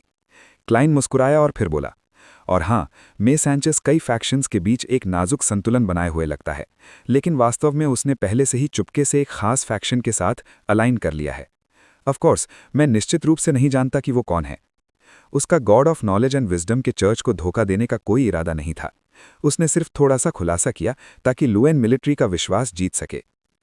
एकमात्र चीज जो कंफर्म की जा सकती है वो ये है कि ये हम नहीं हैं। कर्नल ने सिर हिलाया और अपनी आंखों में एक गहरी दृष्टि के साथ कहा। इंटिस होने की संभावना कम है। क्लाइन ने उसे एक गलत विकल्प को हटाने में मदद की। कर्नल ने संक्षिप्त रूप से स्वीकार किया। ये भी बुरा नहीं है। मे सैंचेस के आसपास के कुछ फैक्शंस इंटिस द्वारा सपोर्टेड हैं। अगर वो फैलाना चाहता है तो उन्हें बाईपास नहीं कर सकता। जब समय आएगा तो शायद हमारे पास और आर्म सेल्स होंगे। ये कहकर उसने एक टोस्ट पेश किया। होली लॉर्ड ऑफ स्टॉर्म्स, सबके लिए धन। एवरनाइट गार्डेस के भक्तों के रूप में क्लाइन और मार्क ने सीधे जवाब दिए बिना मुस्कुराते हुए प्रतिक्रिया दी। थोड़ी रेड वाइन पीने के बाद कैल्विन ने दूसरी मंजिल की तरफ इशारा किया। ड्वेन, मैं तुम्हें आज यहाँ एक वीआईपी के साथ ताश खेलने के लिए लाया हूँ, टेक्सिस होल्डहेम। कौन वीआईपी? क्लाइन ने उत्सुकता से पूछा। कैल्विन का एक्सप्रेशन गंभीर हो गया जब उसने एक अदृश्य मुस्कान के साथ कहा, एडमिरल अमीरियस। उन्हें एक पोस्ट दिया गया है और वो वर्तमान में मिनिस्ट्री ऑफ डिफेंस के प्रभारी हैं। एडमिरल अमीरियस, वो एडमिरल जिसके छोटे भाई को गवर्नर जनरल के रूप में अपने पोस्ट से हटा दिया गया था, जिसकी मिस्ट्रेस को मदर ट्री ऑफ डिजायर द्वारा भ्रष्ट कर दिया गया था और आखिर में सेंट्रल सोनिया सी के नेवी के हाईएस्ट कमांडर के रूप में अपने पोस्ट से हटा दिया गया था। मैंने उनके साथ पहले काम किया था और यहां तक कि कुछ समय के लिए उनका दिखावा भी किया था। वास्तव में जब बात एक डेमीगॉड की आती है, जब तक कि उन्होंने बहुत बुरा गलती नहीं की और अगर वो इसे बर्दाश्त करने के लिए तैयार हैं तो वो हमेशा ही नादिर से बाहर निकल आएंगे। मैं ओरावी आइलैंड पर हुई हर चीज को याद करता हूं। विषादग्रस्त हो गया। एडमिरल अमीरियस रिवलडेट के प्रति उसे अभी भी कुछ अपराध महसूस होता है। भले ही उस समय जो कुछ भी हुआ था उसका ज्यादातर हिस्सा उससे संबंधित नहीं था। उसकी मिस्ट्रेस की अनोमली आखिरकार मदर ट्री ऑफ डिजायर की उसे कंट्रोल करने की इच्छा का नतीजा थी। इसका मतलब यह है कि हमारे भविष्य के सहयोग को हिज एक्सीलेंसी की स्वीकृति की जरूरत है, क्लाइन ने ज्ञानोदय में कहा। ऐसा ही है। कर्नल ने सिर हिलाया और सीढ़ियों की तरफ इशारा किया। चलो ऊपर चलते हैं। जब वो दूसरी मंजिल पर पहुंचे वो डार्क रेड डबल डोर्स के सामने रुक गए। कर्नल ने अपना सिर घुमाया और ड्वेन डांटेस की तरफ देखा। तुम्हारा आज का मिशन पैसा हारना है। पैसा हारना? क्लाइन ने कर्नल का आकार देखा जब उसने अपने मुंह के कोनों को सिकोड़ा। मैं अपनी पूरी कोशिश करूंगा। बगल में मार्क ने हंसकर कहा। सच में ज्यादा जानबूझकर करने की जरूरत नहीं है। एडमिरल अमीरियस के पास एक्सीलेंट कार्ड प्लेइंग स्किल्स हैं। अगर तुम कोई पैसा जीतना चाहते हो तो ये लगभग असंभव है। मैं हमेशा हारता हूं। मैं बस उम्मीद करता हूं कि आज मैं ज्यादा नहीं हारूंगा, वरना मैं घर लौटने की हिम्मत भी नहीं करूंगा। क्लाइन ने सोच विचार में सिर हिलाया। मैं सिर्फ 200 पाउंड्स कैश लाया हूं, क्या ये काफी होगा? निश्चित रूप से नहीं, कर्नल हंसा। मैंने तुम्हारे लिए पहले से ही 1000 पाउंड्स की चिप्स बदल लिए हैं, बस उसे वापस करना याद रखना। लुएन के सबसे अच्छे लॉयर सरफेस पर साल में 1000 पाउंड्स कमाते हैं। तुम सब प्रॉफ्लिगेट्स हो। क्लाइन ने एक बार फिर कर्नल का आकार देखा। इस कर्नल ने इसे नहीं देखा जब उसने दरवाजे पर नॉक किया। थोड़ी देर बाद डबल डोर धीरे से खुला, अंदर का दृश्य दर्शाते हुए। ये एक हॉल था जो मोटे नरम कालीनों से पाटेड था। ज्यादा फर्नीचर नहीं था जिससे ये काफी खुला लग रहा था। हॉल के बीच में एक कार्ड टेबल था जो 10 से ज्यादा लोगों को अकोमोडेट कर सकता था। उसके आसपास luxurious tiled high back chairs थी। हॉल के बगल में gold plated cutlery, marble carved sculptures, books और न्यूज़पेपर्स के साथ कॉफी टेबल्स और लेदर सोफास की एक श्रृंखला थी। क्लाइन ने देखा और एडमिरल अमीरियस रिवलडेट को सीट ऑफ ऑनर पर बैठे हुए देखा। ये एडमिरल पहले से अलग नहीं लग रहा था। उसके काले बाल सफाई से पीछे कंघी किए गए थे। उसकी नीली आंखें अंधेरी और गहरी थीं। उसके होठों के कोनों को हल्का सा झुका दिया गया था। उसका चेहरा क्लीन शेवन था। उसका ऑस्टियर टेम्परामेंट था। उसने एपॉलिट के साथ डार्क ब्लू कपड़े पहने थे। वो हर डिटेल में मेटिकुलस था, अत्यधिक गंभीर दिखता था। जब उसने अपनी नज़र फेरी, क्लाइन को एक और जाना पहचाना व्यक्ति मिला। उसकी मोटी लेकिन साफ काली भौहों के साथ उसी रंग का छोटा और सख्त क्रू कट था। उसकी नीली आंखें और एक ऊंची नाक थी जिसके मुंह से एक घनी मूंछ फैली हुई थी। उसका लंबा चेहरा था जिसमें एक्सेंचुएटेड आउटलाइंस के साथ साथ कैलिस कर्व्स भी थे। वो MI9 के डेप्यूटी डायरेक्टर कोनास किलगौर था। वो क्लाइन के बैकलैंड लौटने के लक्ष्यों में से एक था। वो डीमनिस सेक्ट और रॉयल फैमिली में एक खास फैक्शन के बीच के डीलिंग्स में मिडिल मैन था। वो ग्रेट स्मॉग ऑफ बैकलैंड का अकॉम्प्लिसिस में से एक था। इस ब्रिगेडियर जनरल के कंधे असामान्य रूप से चौड़े थे। जिससे उसकी वाइट शर्ट और ब्लैक वेस्ट असामान्य रूप से टाइट थी। वो बहुत फोकस के साथ टेक्सास होल्डम खेल रहा था। एक कार्ड टेबल पर 2 नहीं 3 डेमीगॉड्स हैं। ये कैसे खेला जा सकता है? दिलचस्प। क्लाइन बैठ गया और टेबल पर दूसरों को ऑब्जर्व करने लगा। इस प्रक्रिया में एक अटेंडेंट चिप्स का एक विशाल स्टैक लाया, जिसका कुल मूल्य 1000 पाउंड्स था। पहले कुछ राउंड्स में क्लाइन ने अपने कार्ड्स देखने के बाद फोल्ड कर दिया। उसने बहुत सतर्कता से व्यवहार किया। ऐसा अभिनय किया जैसे उसने कभी कॉल या रेज नहीं किया जब तक कि उसके पास अच्छे कार्ड्स ना हों। जहां तक एडमिरल अमीरियस की बात है, उसकी स्टाइल उसके बिल्कुल विपरीत थी। वो किसी भी तरह से कंजर्वेटिव नहीं था। उसने लगभग हर राउंड कॉल किया, अत्यधिक आक्रामक तरीके से लगातार रेज किया। हर राउंड जिसमें वो शामिल था, उसमें कम ही ऐसा होता था जब सभी अपने कार्ड्स दिखाते थे। ज्यादातर लोग ऐसे आक्रमण को सह नहीं पाते थे और एडमिरल की दबंग शक्ति के साथ वो 1-2 राउंड कॉल करते उससे पहले कि फोल्ड कर दें। कभी कभी कोई एडमिरल अमीरियस रिवलडेट के ब्लफ को कॉल करने की कोशिश करता तो वो 4-9 से मिलता। उसके चेहरे का रंग तुरंत उड़ जाता, जैसे कि उसे एक जज द्वारा मौत की सजा सुना दी गई हो। कोनास किलगॉर की स्टाइल भी बिल्कुल अलग थी। वो कभी कभी एक राउंड हार जाता था, लेकिन हारे हुए चिप्स ज्यादा नहीं होते थे, जिससे उसे बहुत बड़ा नुकसान होने से रोकता था। और उसके हारने के अगले राउंड में वो अक्सर उसे वाइप आउट कर पाता था, जिसने पिछले राउंड में उसके सारे चिप्स जीते थे। उसे फिर से बाय इन करने के लिए पैसा खर्च करने के लिए मजबूर कर देता था। क्या जरूरत है?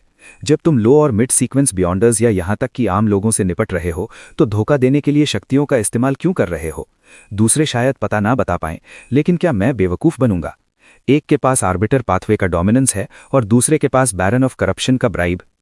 क्लाइन ने अपने 5 ऑफ हार्ट्स और 9 ऑफ क्लब्स को देखा जब उसने अदृश्य रूप से सिर हिलाया। उसने खुद को रोक नहीं पाया और ये सोचा कि अगर वो धोखा देना चाहता है तो सीयर पाथवे की कौन सी शक्तियां उसे मदद प्रदान कर सकती हैं।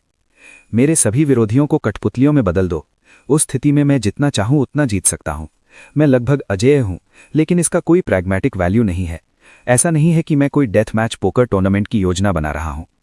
दुर्भाग्य से यहां कोई मच्छर नहीं है, वरना मैं उनके स्पिरिट बॉडी थ्रेड्स का इस्तेमाल करके उन्हें कठपुतलियों में बदलकर उनके होल कार्ड्स की जांच करने में मदद ले सकता हूं।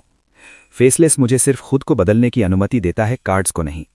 मैजिशियंस इल्यूजन आम लोगों या लो और मिड सीक्वेंस बियॉन्डर्स पर अदृश्य दुनिया का प्रभाव शायद काफी अच्छा होगा, लेकिन यहां 2 डेमीगॉड्स हैं। क्लाउन की एबिलिटी की शक्ति का इस्तेमाल करके कार्ड स्वैप करना ये बेकार है। कार्ड्स का डीलिंग और शफलिंग क्रूपियर द्वारा किया जाता है। जैसे ही उनके विचार तेज हुए, क्लाइन ने महसूस किया कि स्पष्ट रूप से सिर्फ उसकी सीयर की शक्तियां ही यहां उपयोगी हैं। उसने फोल्ड दिखाने के लिए अपने 2 होल कार्ड्स फेंक दिए, उससे पहले कि एक मेटल चिप निकाले और उसे अपनी उंगलियों के बीच घूमने दे। इस पल एडमिरल अमीरियस रिवलडेट अचानक उसकी तरफ देखा और उसने अपने हाथ वापस लिए, उससे पहले कि अपने सारे चिप्स अंदर धकेल दे। वास्तव में क्लाइन ने बिना किसी हैरानी के मन ही मन सिर हिलाया। अपने पिछले सहयोग के दौरान वो जानता था कि एडमिरल अमीरियस अपनी पोजीशन से आम लोगों को डेमीगॉड से अलग करने में सक्षम था। उसे संदेह था कि वो डेमीगॉड के लेवल को भी निर्धारित कर सकता है, या दूसरे शब्दों में उनकी पोजीशन को। लेकिन क्लाइन ज्यादा चिंतित नहीं था, क्योंकि एक बिजारो सॉर्सरर के पास कुछ हद तक कंसीलमेंट पावर्स थीं।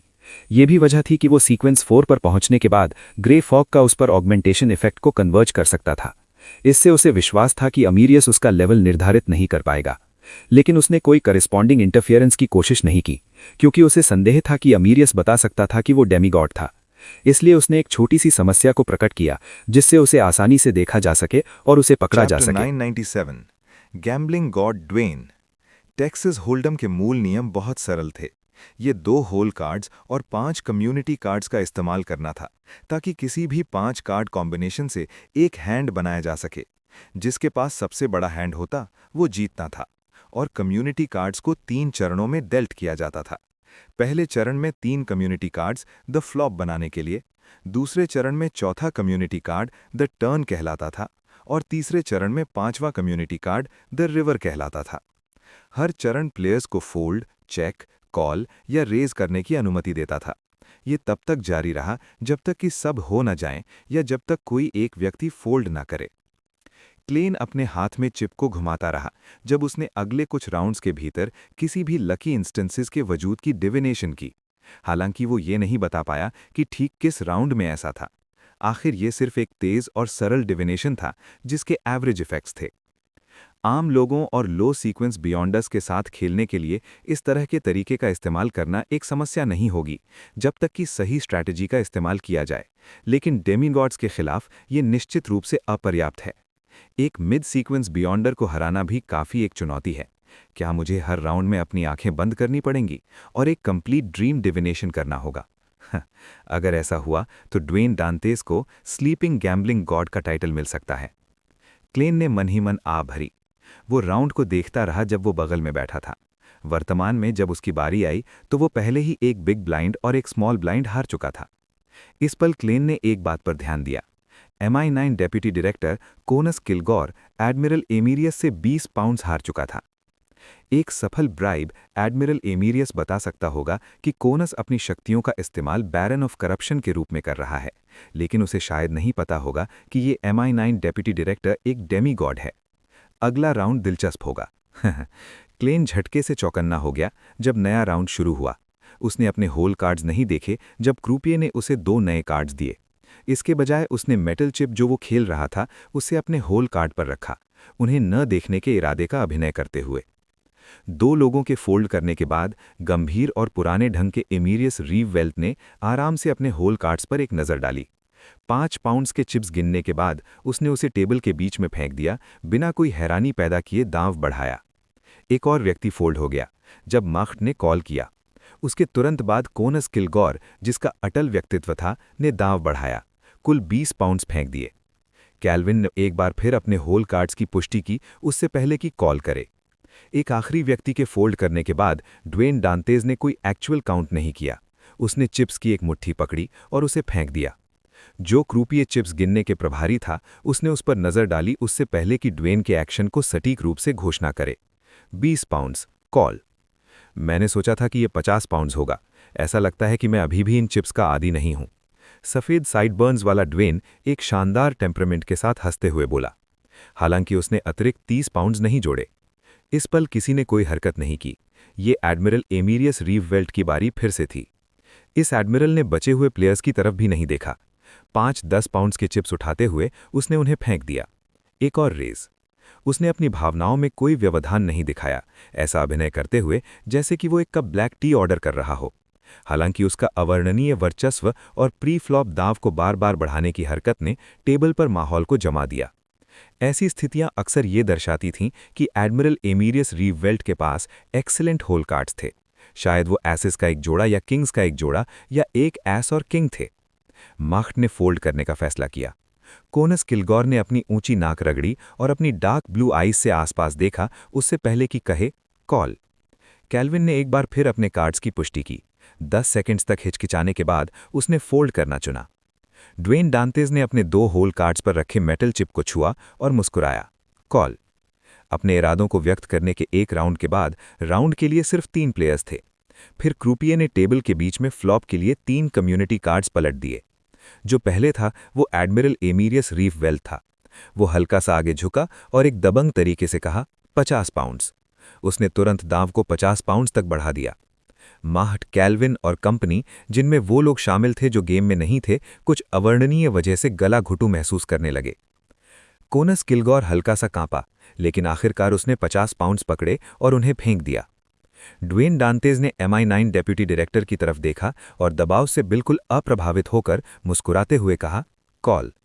ये सुनकर कैल्विन ने अपना सिर घुमाया और अपनी गहरी नीली आंखों से, जो एक रात की झील जैसी लगती थीं, उसे ड्वेन डांतेज की तरफ सिर हिलाया, अपनी स्वीकृति दर्शाते हुए।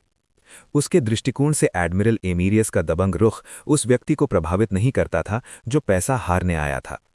इस पल रेड वेस्टेड क्रूपिये ने चौथा कार्ड प्रदर्शित किया, द टर्न। 3 स्पेड्स थे, जिससे फ्लश की संभावना बहुत बढ़ गई। हालांकि एडमिरल एमीरियस अभी भी नहीं हिचकिचाया। उसने शांति से चिप्स का एक स्टैक धकेल दिया। 100 पाउंड्स।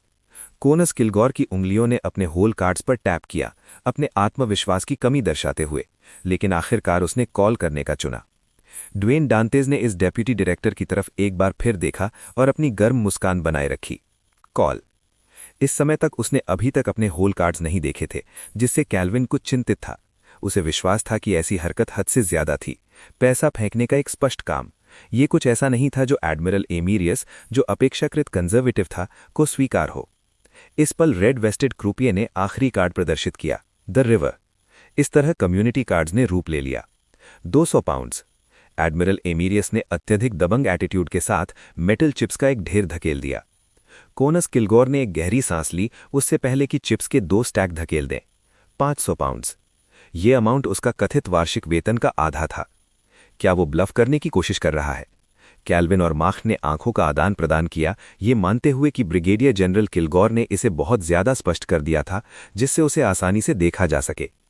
किसी को जानना था कि टेक्सास होल्डम खेलते समय रिस्क मैनेजमेंट और प्रोबेबिलिटी कैलकुलेशंस करने के अलावा इसमें ज्यादातर समय मनोवैज्ञानिक युद्ध भी शामिल होते हैं, चाहे वो बॉडी लैंग्वेज, एक्सप्रेशन या रेजेस के लिए उपयोग की गई स्टाइल के संदर्भ में हो। उन्होंने अपने छिपे हुए कार्ड्स को प्रदर्शित करना आसान बना दिया। हालांकि अच्छे प्लेयर्स इन डिटेल्स का इस्तेमाल जानबूझकर अपने विरोधियों को गलत दिशा देने के लिए भी कर सकते हैं। ड्वेन डांतेज ने कोनस किलगोर का आकार देखा उससे पहले कि वो हंसा। फिर पिछली कुछ बारों की तरह उसने कहा, कॉल। एमीरियस ने अपने हाथ उठाए, अपने बचे हुए सारे चिप्स धकेलने के लिए तैयार, ताकि वो अपने विरोधियों को फोल्ड करने के लिए दबाव डाल सके। इस पल वो अचानक रुक गया। उसके डेडपैन एक्सप्रेशन पर गंभीरता का एक भाव था। कुछ सेकंड्स की खामोशी के बाद उसने शांति से कहा, कॉल। इस पल तक कार्ड्स को व्यक्ति के हैंड की तुलना करने के लिए प्रदर्शित किया जा सकता था। एमीरियस ने अपना कार्ड पहले पलट दिया। ये एक ए और 10 था। इसने 20, के और 90 के साथ एक फ्लश बनाया। ये काफी हाई रैंकिंग हैंड था जिसमें इससे बड़े सिर्फ एक full house, 4 of a kind, straight flush और रॉयल फ्लश थे। तुम्हारी बारी है। एमीरियस ने फिर कोनस को जोर दिया। कोनस ने पहले एक सिंगल कार्ड पलट दिया, के। इसने कम्युनिटी कार्ड से के और 9 के साथ 2 पेयर्स बनाए। इसके बाद उसने अपना दूसरा होल कार्ड उठाया। उस पल रेड वेस्टेड क्रूपिये के अंत पर बचे हुए पोकर कार्ड्स धुंधले हो गए। पटा। होल कार्ड पलट दिया गया, खुद को प्रदर्शित करते हुए, 94। क्या? माख्ट और कंपनी चिल्लाए, अपनी आंखों पर विश्वास नहीं कर पा रहे थे। इसका मतलब यह था कि कोनस किलगोर ने एक फुल हाउस प्राप्त किया, 9s ओवर किंग्स। ये फ्लश से बड़ा था। उसके लिए माफी, फुल हाउस। कोनस ने एमीरियस की तरफ देखा और मुस्कुराते हुए बोला। फिर उसने ड्वेन डांतेज की तरफ देखना शुरू किया। आप अपने कार्ड्स प्रदर्शित कर सकते हैं। मैं भी बहुत क्यूरियस हूं कि मेरे कार्ड्स क्या हैं। ड्वेन डांतेज मुस्कुराया। उसने मेटल चिप जो वो अपने कार्ड्स पर रखा था उसे उठाया और बहुत आराम से 2 होल कार्ड्स पलट दिए। क्या? कैल्विन और कंपनी ने अपनी आंखें रगड़ी। ड्वेन डांतेज के होल कार्ड्स एक बहुत कमजोर जोड़ा था, 2 हार्ट, 20। कम्युनिटी कार्ड्स में एक बहुत छोटा जोड़ा था, 5K। उन्होंने एक 4 ऑफ अ काइंड बनाया। 4 ऑफ अ काइंड के मामले में सबसे छोटा रैंक, लेकिन यह सभी फुल हाउस से हाई रैंक था। लेडी की जय हो। ड्वेन डांतेज ने अपनी छाती पर क्रिम्सन मून खींचा। ऐसा लग रहा था जैसे उसने कभी उम्मीद ही नहीं की थी। एक दिलचस्प राउंड। एमीरियस पल भर के लिए हैरान हुआ उससे पहले कि धीरे से ताली बजाए। कोनस किलगोर ने ड्वेन डांतेज को एक गहरी दृष्टि दी और हंसते हुए आह भरी। मैंने कभी नहीं सोचा था कि आखिरी विजेता तुम होगे। ये सही है कि मैं तुम दोनों से जीतूं। एक तरफ एडमिरल एमीरियस दूसरों पर दबाव डालना पसंद करता है और सच में धोखा देने के लिए अपनी बियॉन्डर पावर्स पर निर्भर नहीं करता। जहां तक तुम्हारी बात है, तुमने अपना फोकस और बियॉन्डर पावर्स एडमिरल एमीरियस पर रखी, इस तरह मुझे नजरअंदाज कर दिया। दूसरी तरफ जो तुम्हारे साथ ताश खेल रहा है उसका नाम वास्तव में विनर एन्यूनी है। अपने होल कार्ड्स को देखे बिना यह स्पष्ट था कि वो केवल किस्मत पर निर्भर कर रहा था। जिस पल चिप को होल कार्ड्स पर रखा गया, क्लेन ने पहले ही एन्यूनी के साथ पोजीशन स्वाप कर ली थी, जब उन्होंने एक दूसरे के साथ चेहरे बदल लिए थे। भले ही कैल्विन ने उसे जानबूझकर 1000 पाउंड्स हारने के लिए कहा था, क्लेन ने कोनस किलगोर को देखने के बाद एक किलिंग जीतने का फैसला किया। ये इसलिए नहीं था कि वो पैसा छोड़ नहीं सकता था। इसने बदले में उसका मूल इरादा इस MI9 डेमीगॉड का ध्यान आकर्षित करना था। वो उससे परिचित होना और रिश्ते बनाना चाहता था। सिर्फ ऐसा करने से ही क्लेन को कोनस किलगोर से इंटेलिजेंस प्राप्त करने और यहां तक कि उस पर हमला करने का मौका मिल सकता था। आखिर वो एक डेमीगॉड था। बैकलैंड में उससे निपटने के लिए पर्याप्त देखभाल और सावधानी की जरूरत थी।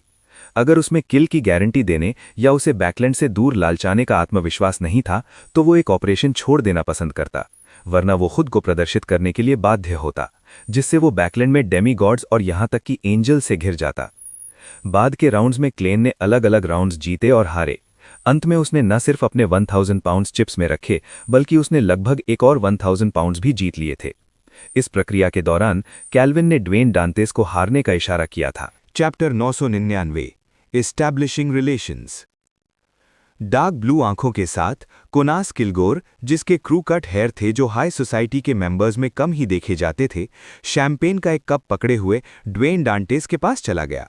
उसने मुस्कुराते हुए कहा, तुम्हारी आज बहुत अच्छी किस्मत थी, तुम्हारे पास बहुत हिम्मत भी थी। अगर वो ब्राइब मिलने के बाद मेरे तुरंत फोल्ड करने का जिक्र कर रहा है जिसमें मैं एक बिग ब्लाइंड हारने के बजाय, वो किस्मत नहीं ज्ञान है। जहां तक दूसरी बात है, तुम सबके साथ ताश खेलने ने इन्होंने की हालिया इकट्ठा की गई अच्छी किस्मत को लगभग पूरी तरह से निकाल दिया है। क्लेन ने अपने हाथ में हल्के सुनहरे अल्कोहल के कप को घुमाया और हंसते हुए आह भरी। एक व्यक्ति के लिए जिसे परिणाम की परवाह नहीं है, स्वाभाविक रूप से डरने के लिए कुछ नहीं है। लेडी की जय हो। वो ये दर्शाने के लिए एक लोएन स्टाइल यूफेमिज्म का इस्तेमाल कर रहा था कि वो मुख्य रूप से पैसा हारने आया था और उसकी अच्छी किस्मत एक देवता के आशीर्वाद के कारण थी। इसका उससे कोई लेना देना नहीं था। कोनास आज रात ज्यादा नहीं हारा था, लगभग 1 से 200 पाउंड्स। हालांकि ये उसके कथित वेतन की तुलना में पहले से ही एक काफी बड़ी राशि थी। MI9 के ब्रिगेडियर जनरल डेप्यूटी डायरेक्टर, एक छिपे हुए डेमीगॉड के लिए उसका वेतन उसकी आय का सबसे मामूली हिस्सा था, इसलिए उससे कोई फर्क नहीं पड़ता था। उसने मुस्कुराते हुए अपना सिर हिलाया। मनुष्यों के पास अक्सर भविष्य की व्यवस्था को समझने का कोई तरीका नहीं होता है। तुम एक दिलचस्प व्यक्ति हो, आपसे मिलकर खुशी हुई। उसका आखिरी वाक्य तारीफ का एक रूप और औपचारिकताओं का हिस्सा भी था। इसने दर्शाया कि उनकी बात खत्म हो गई थी। हालांकि क्लेन ने पूरी रात इस डेमीगॉड से परिचय करने के लिए अभिनय किया था, तो वो कैसे हार मान सकता था। उसने पहले जवाब दिया, ये मेरे लिए भी खुशी की बात है। फिर उसने एक आम तरीके से पूछा, आपकी महामहिम, क्या आप बैकलैंड सबर्ब्स में मैनर्स से परिचित हैं? ये सबसे अच्छा होगा अगर उनमें शिकार के लिए जंगल हो। मिस जस्टिस से क्लेन को मिली जानकारी के अनुसार कोनास किलगोर को अपने स्थान पर बैंक्वेट्स, बॉल्स या सलून्स आयोजित करना पसंद नहीं था और ना ही वो ऐसे मामलों पर निमंत्रण स्वीकार करता था। ये ज्ञात नहीं था कि ये उसके चरित्र की समस्या थी या उसके काम के कारण। उसकी बहुत सरल हॉबीज थीं। पहला, उसे सिगार्स पीना पसंद था, खासकर ईस्ट बैलम के मिकेंट से चीफ्टन सिगार्स, जो दुनिया के सबसे अच्छे सिगार्स माने जाते थे। दूसरा, उसे ताश खेलना पसंद था, खासकर टेक्सास होल्डेम। तीसरा, उसे शिकार करना पसंद था। वो अक्सर पतझड़ और सर्दियों के दौरान बैकलैंड सबर्ब्स जाता था। वो यहाँ तक कि शिकार के लिए अव्वा काउंटी या ईस्ट चेस्टर काउंटी भी जाता था।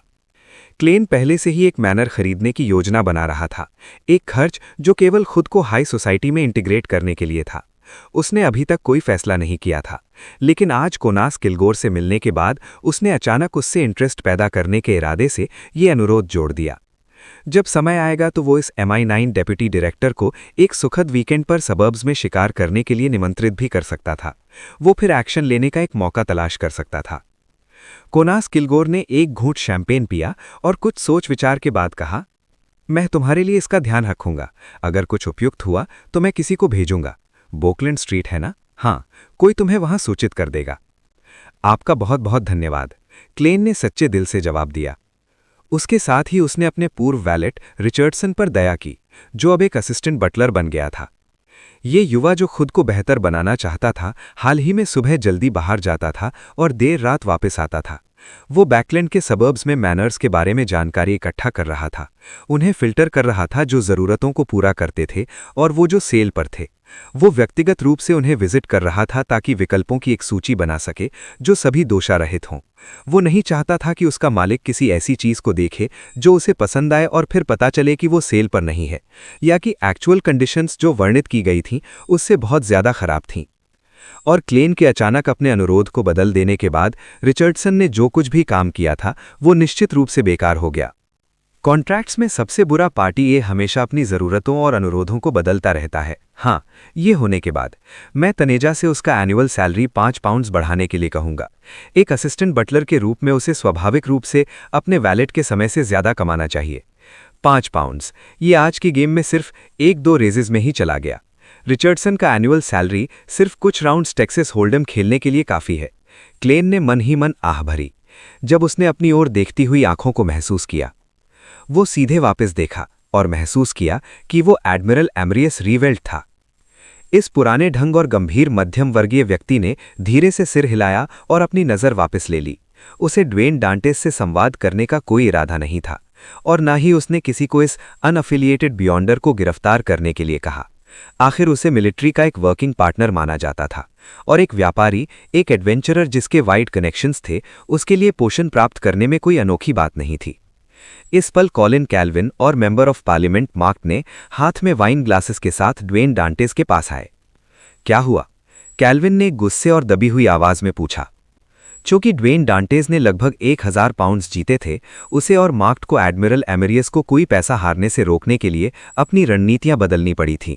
वो एक टाइट स्ट्रैटेजी से एक अनरिस्ट्रेन्ड वन पर चले गए थे।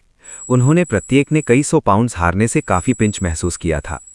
इस तरह सबके नुकसान को जोड़ते हुए एडमिरल एमेरियस ने कुल मिलाकर लगभग 300 पाउंड्स जीते थे। इसके प्रति क्लेन ने अपने हाथ फैलाए।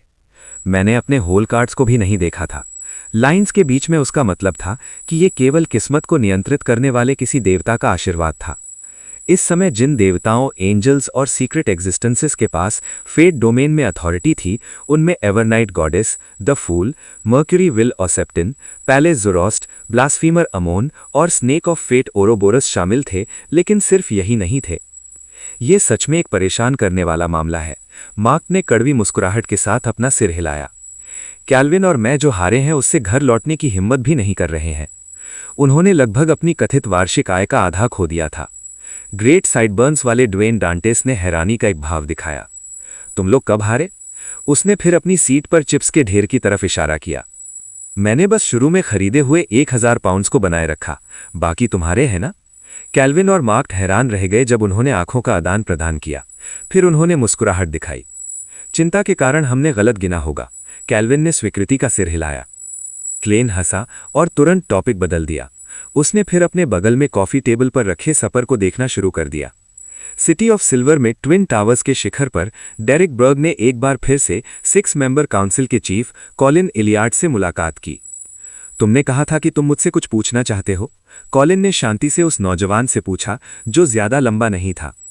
डेरिक ने झुककर जवाब दिया और स्पष्ट रूप से बोला, हाँ, आपकी महामहिम, प्रीस्ट ऑफ लाइट के एडवांसमेंट के लिए मुझे प्योर डार्कनेस की जरूरत है, लेकिन एक बार जब मैं ये करूंगा तो ये अत्यधिक डेंजरस हो जाएगा।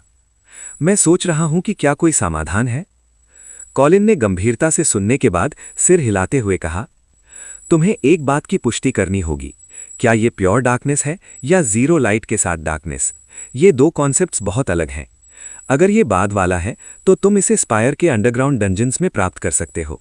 तुम वहां कुछ समय तक रहे हो तो तुम्हें पता होगा कि मैं किस बात की बात कर रहा हूं। डेरिक को स्पायर के डंजन से गहरा डर था, क्योंकि वहीं पर उसने सबसे पहले ब्लास्फीमर अमोन से मुलाकात की थी। उसने न सिर्फ एक्सपेडिशन टीम के पूर्व कैप्टन को देखा, बल्कि उसे पैरासिटाइज भी किया गया था। जब तक की जरूरत न हो वो उसे याद नहीं करना चाहता था। इस पल कॉलिन का रिमाइंडर मिलने के बाद उसने धीरे धीरे अपनी यादों को जगाना शुरू किया। उसने पता लगाया कि स्पायर के नीचे भले ही हर सेल को मोमबत्तियां दी जाती थीं, लेकिन किसी को गार्ड्स के खाना और दवाई पहुंचाने और उनके जलने के बाद और मांगने का इंतजार करना पड़ता था। ये अक्सर नहीं होता था, सिर्फ दिन में 3 बार ही होता था, जिनके बीच काफी लंबा अंतराल होता था। और ऐसे माहौल में मॉन्स्टर्स के आने और इंसानों के गायब होने जैसे फेनोमेना कभी नहीं आए थे। डेरिक को याद आया कि वो कुछ समय तक जीरो लाइट के साथ डार्कनेस में रहा था, बिना किसी खतरे का सामना किए। उसने पल भर सोचा और हिचकिचाते हुए कहा, स्पायर के नीचे जीरो लाइट के साथ डार्कनेस में बाहरी शक्तियां शामिल हैं? क्या ये वो शक्ति है जिसने डार्कनेस को लोगों को गायब होने या मॉन्स्टर्स पैदा करने से रोका? कॉलिन ने दीवार पर क्रॉस के ढंग से लटकाई गई 2 तलवारों की तरफ देखा। उसने ऊपर देखा और आह भरी। हाँ, इसलिए इसे जीरो लाइट के साथ डार्कनेस कहा जाता है, प्योर डार्कनेस नहीं। डेरिक ने हल्के से अपने होंठ सिकोड़े जब उसने याद करने की कोशिश की।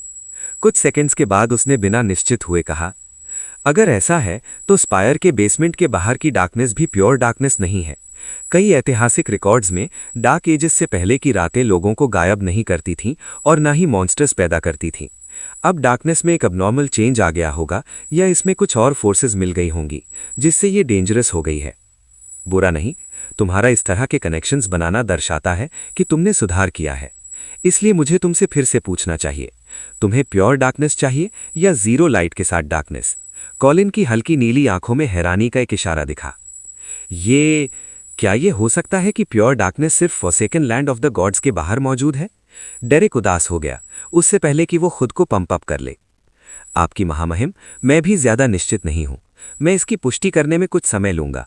उसे विश्वास था कि अनुभवी और मजबूत मिस्टर हैंगमैन, मिस्टर वर्ल्ड और टैरो क्लब के अन्य सदस्य उसे एक अच्छा समाधान दे सकते हैं। कॉलिन ने आगे नहीं पूछा जब उसने सिर हिलाया। तो चलो, जाओ। एक बार जब तुम सीक्वेंस 5 पर पहुंच जाओगे, भले ही तुम लंबे समय तक डेमीगॉड नहीं बन पाते हो, तुम्हें कुछ सील्ड आर्टिफैक्ट्स का उपयोग करने का मौका मिलेगा। बैकलैंड हिल्स्टन बरो, शियो ने एक ब्राउन जैकेट बदल लिया और एक टोपी पहन ली, एक बहुत ही सामान्य छोटा आदमी होने का दिखावा करते हुए।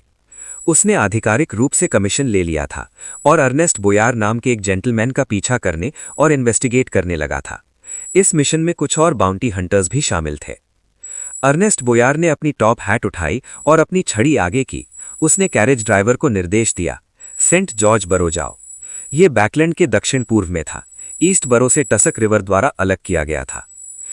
जब अर्नेस्ट एक कैरेज में निकला तो आसपास छुपे हुए कुछ बाउंटी हंटर्स तुरंत दिखाई दिए। शामिल लागत के बारे में चिंता किए बिना उन्होंने तुरंत गुजरती हुई किसी भी रेंटल कैरेजेस को रोक दिया। कुछ ने टारगेट कैरेज की विशेषताओं को याद कर लिया और उस तक पहुंचने के लिए भीड़ भाड़ वाली अलग अलग रास्तों से शॉर्टकट लेने की कोशिश की। दूसरे ने अपनी घंटियां बजाते हुए भीड़ और कैरेजेस से होते हुए अपनी तैयार की गई बाइक्स पर सवारी की। उनके लिए पेस बनाए रखना बहुत आसान था। उनमें सिर्फ जियो पूरी तरह से शांत थी। वो अपनी जगह पर बनी रही, अर्नेस्ट और अपने साथियों को जाते हुए देखती रही। बाइसिकल के रूप में जाने जाने वाला ये ट्रांसपोर्टेशन टूल मेरे अनुमान से कहीं ज्यादा उपयोगी है। कोई हैरानी नहीं कि इतने सारे बाउंटी हंटर्स ने एक खरीदने के लिए पैसा बचाया है। ये कैरेजेस लेने के खर्चों को बचा सकता है और चलने का समय भी बचा सकता है। अगर किसी के पास अक्सर ऐसे ट्रैकिंग मिशंस होते हैं तो बचाया गया पैसा एक ब्रांड न्यू बाइक खरीदने के लिए काफ़ी है। एकमात्र समस्या ये है कि इस ट्रांसपोर्टेशन टूल के बहुत कम मॉडल्स अवेलेबल हैं। उन सभी में हाई सीट्स हैं। जियो आकर्षित हुई। इस पल एक ट्रैक्ड कैरेज क्रॉस रोड से आई और उसके सामने रुक गई। जियो एक स्टेशन पर थी। आयरन ट्रैक्स पर रुकी हुई डबल डेकर की तरफ देखते हुए जियो ने कुछ पेनीज निकाले, पास गई और खिड़की के पास बैठ गई। ऐसी पब्लिक कैरेजेस अपनी डबल डेक्स के साथ लगभग 50 लोगों को बैठा सकती थीं। ये ज़्यादा भीड़भाड़ वाली नहीं थी, जिससे जियो को बाहर के दृश्यों को आसानी से ऑब्जर्व करने की अनुमति मिली। हालांकि उसने दृश्यों की प्रशंसा नहीं की, उसका दिमाग जल्दी से अपने टारगेट की ठीक रूपरेखा बना रहा था। Brown hair, red eyes, pronounced features, एक नाक की हड्डी जो इतनी ऊंची थी कि वो डिफॉर्म्ड लगती थी, और हाथ में एक ऑयल पेंटिंग कैटलॉग। शेरिफ के रूप में उसकी सुपरनैचुरल सेंसेस के साथ साथ उनके बीच की दूरी ज्यादा नहीं होने के कारण जियो अपने टारगेट के वर्तमान स्थान और पहले से निर्धारित गंतव्य को धुंधला सा समझ सकती थी। इसलिए वो बहुत शांत रही और यहाँ तक कि उसने अपनी कैप उतार दी जब उसने मोटे और जिद्दी ब्लॉन्ड हेयर को ठीक करने के लिए शीशे की खिड़कियों का इस्तेमाल किया। कई स्टेशंस के बाद जियो अचानक उठ गई जब पब्लिक कैरेज एक रुकने पर आई और वो उतर गई। ये बैकलैंड ब्रिज एरिया था। उसने महसूस किया था कि टारगेट ने पहले से ही दिशा बदल ली थी और ब्रिज की तरफ बढ़ने की तैयारी कर रहा था। जियो तुरंत पैदल चली, आगे के मोड़ पर एक और स्ट्रीट में प्रवेश करने की योजना बनाते हुए, ताकि टसक रिवर के दक्षिण बैंक की तरफ जाने वाली पब्लिक कैरेज में सवारी कर सके। उसकी किस्मत अच्छी थी, एक पब्लिक कैरेज ठीक उसी समय आई जब वो स्टॉप पर पहुंची। जियो ने चुप्पी से सांस छोड़ी और अपने द्वारा तैयार किए गए पेनीज का एक और बैच निकाला। बाइक खरीदने की उसकी इच्छा मजबूत हो गई। ये ट्रैक्ड कैरेज बहुत भीड़ भाड़ वाला था, लेकिन एक आर्बिट्रेटर के रूप में उसकी दबंग ऑरा के साथ वो आसानी से भीड़ से गुजर पाई। अपर डेक तक पहुंची और एक सीट ढूंढ ली। कैरेज धीरे धीरे चली जब जियो ने आराम से खिड़की से बाहर देखा, जब उसकी नज़र अचानक रुक गई। उसने शेयरमैन को देखा जिसे वो कहीं भी नहीं ढूंढ पाई थी। ये नौजवान व्यक्ति जो खुद को एक महिला समझता था, एक पेपर बैग लिए हुए था जिसमें कुछ लंबे डबल रोटी और अखबारों का एक स्टैक था जब उसने एक तंग गली में प्रवेश किया। उसके ब्राउन शोल्डर लेंथ हेयर और लंबे हो गए थे और उसकी ग्रे पैटर्न ट्राउजर्स टाइट लगती थीं। हालांकि उसकी आकृति उतनी ही जल्दी गायब हो गई जितनी जल्दी वो दिखाई दिया, जिससे आम व्यक्ति के लिए उसे नोटिस करना असंभव था। लेकिन जियो जो एक शेरिफ थी, आसानी से आवश्यक फैसला कर सकती थी। शेयरमैन ने ईस्ट बरो में अपनी जगह किराए पर लेना बंद कर दिया और यहाँ चला आया। ये देखते हुए कि शेयरमैन ठीक है और वो अभी भी अपने टारगेट का पीछा कर रही है, उसने उससे उतरते हुए और उसका पीछा करने और उसकी हाल ही की स्थिति के बारे में पूछने की अपनी इच्छा को रोक दिया। शेयरमैन ने पेपर बैग जिसमें कई लंबे डबल रोटी और पेपर्स का एक स्टैक था, उससे लिया जब वो गलियों और सड़कों से गुजरा, एक बहुत बड़ा डिटूर लेते हुए पहले कि वो एक अपार्टमेंट बिल्डिंग में प्रवेश करे। उसने क्रैम्प्ड स्टेयर्स का अनुकरण किया, तीसरी मंजिल तक पहुंचा, एक चाबी निकाली और उस दरवाजे को खोला जहां वो रहता था। उसके पास कुछ काफ़ी अच्छे एंटी ट्रैकिंग स्किल्स थे जो लगते थे। एक क्रीक के साथ दरवाज़ा खुला जब शेयरमैन की आंखें चमक उठीं। उसने अपने सामने एक महिला को देखा जिसने ब्लैक ड्रेस पहनी थी। इस महिला का चेहरा मीठा, मुलायम और उसकी आकृति दोषमुक्त थी। खिड़की पर खड़े होने और सूर्य की रोशनी को रोकते हुए भी खुद को छायाओं में ढक लेने के बावजूद वो गिल्डेड लगती थी, जिससे वो पवित्र और सुंदर लगती थी। तुम यहाँ क्यों हो? शर्मेन ने हैरानी में उसे घूरा, लेकिन खुद को रोक नहीं पाया और उसे देखता रहा। उसके अदृश्य एडम्स एप्पल ऊपर नीचे हुआ जब उसने एक घूंट थूक निगला। अगले सेकंड उसने अपना सिर घुमा लिया और बगल में देखा, जैसे कि वो उसे सीधे नहीं देख सकता था। मैम, ट्रिसी, शर्मेन ने हकलाते हुए एक अभिवादन किया। ट्रिसी धीरे से मुस्कुराई जब उसने पुअरली लिट रूम को और ज्यादा चमकदार दिखाई दिया। फिर उसने मजाकिया लहजे में पूछा, तुम मुझे देखने की हिम्मत क्यों नहीं करते? मैं नहीं जानता, मुझे पुरुष पसंद है। मुझे आपको देखते हुए अभी भी ऑड थॉट्स क्यों आते हैं? शर्मेन अपने बगल में जमीन को देख रहा था जब उसने हकलाते हुए जवाब दिया। ट्रिसी का चेहरा तुरंत मिक्स्ड हो गया, उससे पहले कि वो मुस्कुराए, जैसे कि कुछ हुआ ही नहीं हो। महिलाएं भी अपने जेंडर के भीतर ब्यूटी के चार्म की प्रशंसा कर सकती हैं। वो पल भर के लिए रुकी उससे पहले कि कहे, मैं आज यहाँ इसलिए आई हूँ क्योंकि मेरे पास तुम्हारे लिए एक मिशन है। तुम्हारी मूल प्रगति बहुत तेज थी, जिससे मैं बहुत संतुष्ट थी, लेकिन ऐसा लगता है कि ये हाल ही में रुक गई है। शर्मेन के चेहरे पर तुरंत डर का एक भाव आया जब उसने अवचेतन रूप से एक कदम पीछे ले लिया। मैं नहीं सोचता कि ऐसी चीजें करने की जरूरत है। ट्रिसी को शांत देखते हुए शर्मेन के शब्द धीरे धीरे एलोक्वेंटली जुड़े। मैं सच में दूसरों को चोरी, डाका और हत्या करने के लिए उकसाना नहीं चाहता। ये बहुत ज्यादा ईविल, बहुत ज्यादा डिस्पिकेबल है। यहां तक कि शुरू में भी जिन लोगों को तुमने मुझे असैसिनेट करने के लिए कहा था, वो थोड़े ओवरबोर्ड थे। भले ही उन्होंने सच में मुझे श्राप दिया था, पीटा था, मुझे ऑस्ट्रेसाइज किया था और मेरे बारे में बुरी अफवाह फैलाई थी। खुशी के बदले मुझे नुकसान पहुंचाने के लिए हर तरह के साधनों का इस्तेमाल किया था, लेकिन उनके एक्शंस के लिए उन्हें अपनी जान की कीमत चुकाने की जरूरत नहीं थी। हैरान न होते हुए भी ट्रिसी मुस्कुराई और कहा, तुमने तब ऐसा नहीं कहा था।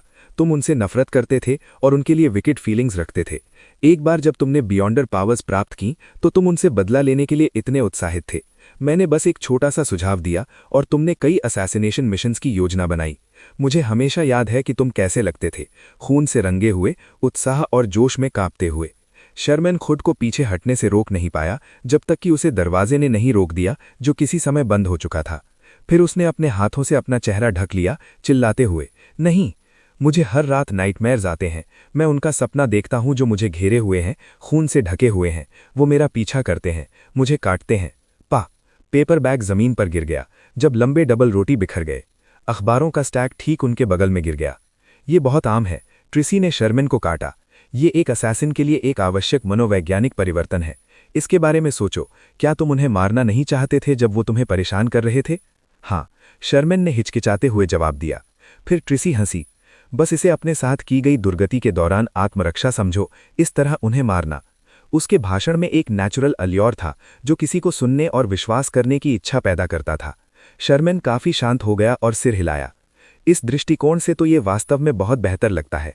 ये सुनकर ट्रिसी के डिंपल्स दिखाई दिए जब उसने मजाकिया तरीके से जोड़ा, इसके अलावा जब वो जिंदा थे तो वो तुम्हारे मैच नहीं थे, तो जब वो मर चुके हैं तो डरने की क्या बात है? भले ही वो भूत या प्रेत बन जाएं, ये कुछ नहीं है। तुम्हें बस रिचुअल को गंभीरता से पूरा करना है और एक और पोषण का सेवन करना है, और फिर तुम सभी सोल्स को ऑब्लिवियन में जला पाओगे। लेकिन मैं लोगों को मेरे इंस्टिगेशन के कामों के तहत बदसूरत, पागल और ईविल बनते हुए नहीं देख सकता। शर्मेन अभी भी कुछ हद तक अनिच्छुक लगता था। ट्रिसी ने अदृश्य रूप से अपने होठों के किनारों को सिकोड़ लिया जब उसने अपनी मुस्कुराहट बनाए रखी और कहा, ये ईविल थॉट्स जो उनके पास शुरू से थीं, इसका तुमसे कोई लेना देना नहीं है। तुम्हारे बिना भी वो ईविल थॉट्स खास पलों और स्थितियों में फूट पड़ेंगी। और हाँ, जो मिशंस मैंने तुम्हारे लिए अरेंज किए हैं वो सब गैंग से संबंधित हैं। क्या तुम इस बात से सबसे ज्यादा अवगत नहीं हो कि वो लोग कैसे हैं? उन्हें फ्रैक्चर करो और एक दूसरे को मारने के लिए कहो, जो तुम्हारे जैसे लोगों और ईस्ट बरो के इनोसेंट लोगों के लिए दया और दयालुता है। शर्मेन ने अवचेतन रूप से अपना मुंह खोला। जो शब्द वो अभी बोलने ही वाला था उसे निगल लिया। वो तुरंत चुप हो गया। ट्रिसी की आंखों ने उससे गुजारा और एक सुकून देने वाली आवाज में जारी रखा, तुम अपने टारगेट से सिर्फ एक कदम दूर हो। जब तक तुम बचे हुए रिचुअल को पूरा करते हो, तुम तीसरा पोषण पी सकते हो और पूरी तरह से एक महिला बन सकते हो। जब ऐसा होगा तो तुम शर्मने नाम का इस्तेमाल कर सकते हो, जो तुमने पहले से ही अपने लिए चुन लिया है। ये कितना अच्छा सुनने वाला नाम है ना? फिर तुम एक महिला के रूप में बैकलैंड छोड़ सकते हो, मिडसी शायर या डेसी बे की तरफ बढ़ सकते हो, जहां तुम एक ब्रांड न्यू लाइफ शुरू कर सकते हो। तुम्हारा इस जगह से कोई लेना देना नहीं होगा। हाँ, तुम निश्चित रूप से चाम से भरे होगे। कई एक्सीलेंट मैन तुम्हारा पीछा करेंगे और तुम उसे चुन सकते हो जो तुम्हें सबसे ज्यादा पसंद है और जिससे तुम सबसे ज्यादा संतुष्ट हो। एक कैथीड्रल में आयल पर चलते हुए तुम्हारे बबली किड्स होंगे और तुम उन्हें स्वस्थ बच्चों के रूप में पाल सकते हो। तुम उन्हें विंटर काउंटी स्कीइंग के लिए, डेसी बे छुट्टियों के लिए और हंटिंग ग्राउंड्स ले जा सकते हो, जो ऐसे सुख हैं जो सिर्फ नोबल्स के पास हैं। क्या तुमने नहीं कहा था कि तुम अपने ट्रू सेल्फ को वापस पाने के लिए कुछ भी करने को तैयार हो? शेरमैन के होंठ कांपे और उन्हें कुछ देर तक जोर से सिकोड़ने के बाद उन्होंने उन्हें अलग कर दिया और कहा, मैम ट्रिसी, मैं समझता हूं। मैं आपके निर्देशों के अनुसार आगे बढ़ूंगा। ये कहने के बाद ऐसा लगा जैसे उसने अपनी सारी ताकत खो दी हो और वो जमीन पर लड़खड़ा गया। उसने अवचेतन रूप से अपने बगल में एक कोट रैक को पकड़ने के लिए हाथ बढ़ाया। इस प्रक्रिया में उसकी नज़र अखबारों के स्टैक पर पड़ी। ये पहले से ही फैल चुका था, एक खास रिपोर्ट प्रदर्शित करते हुए।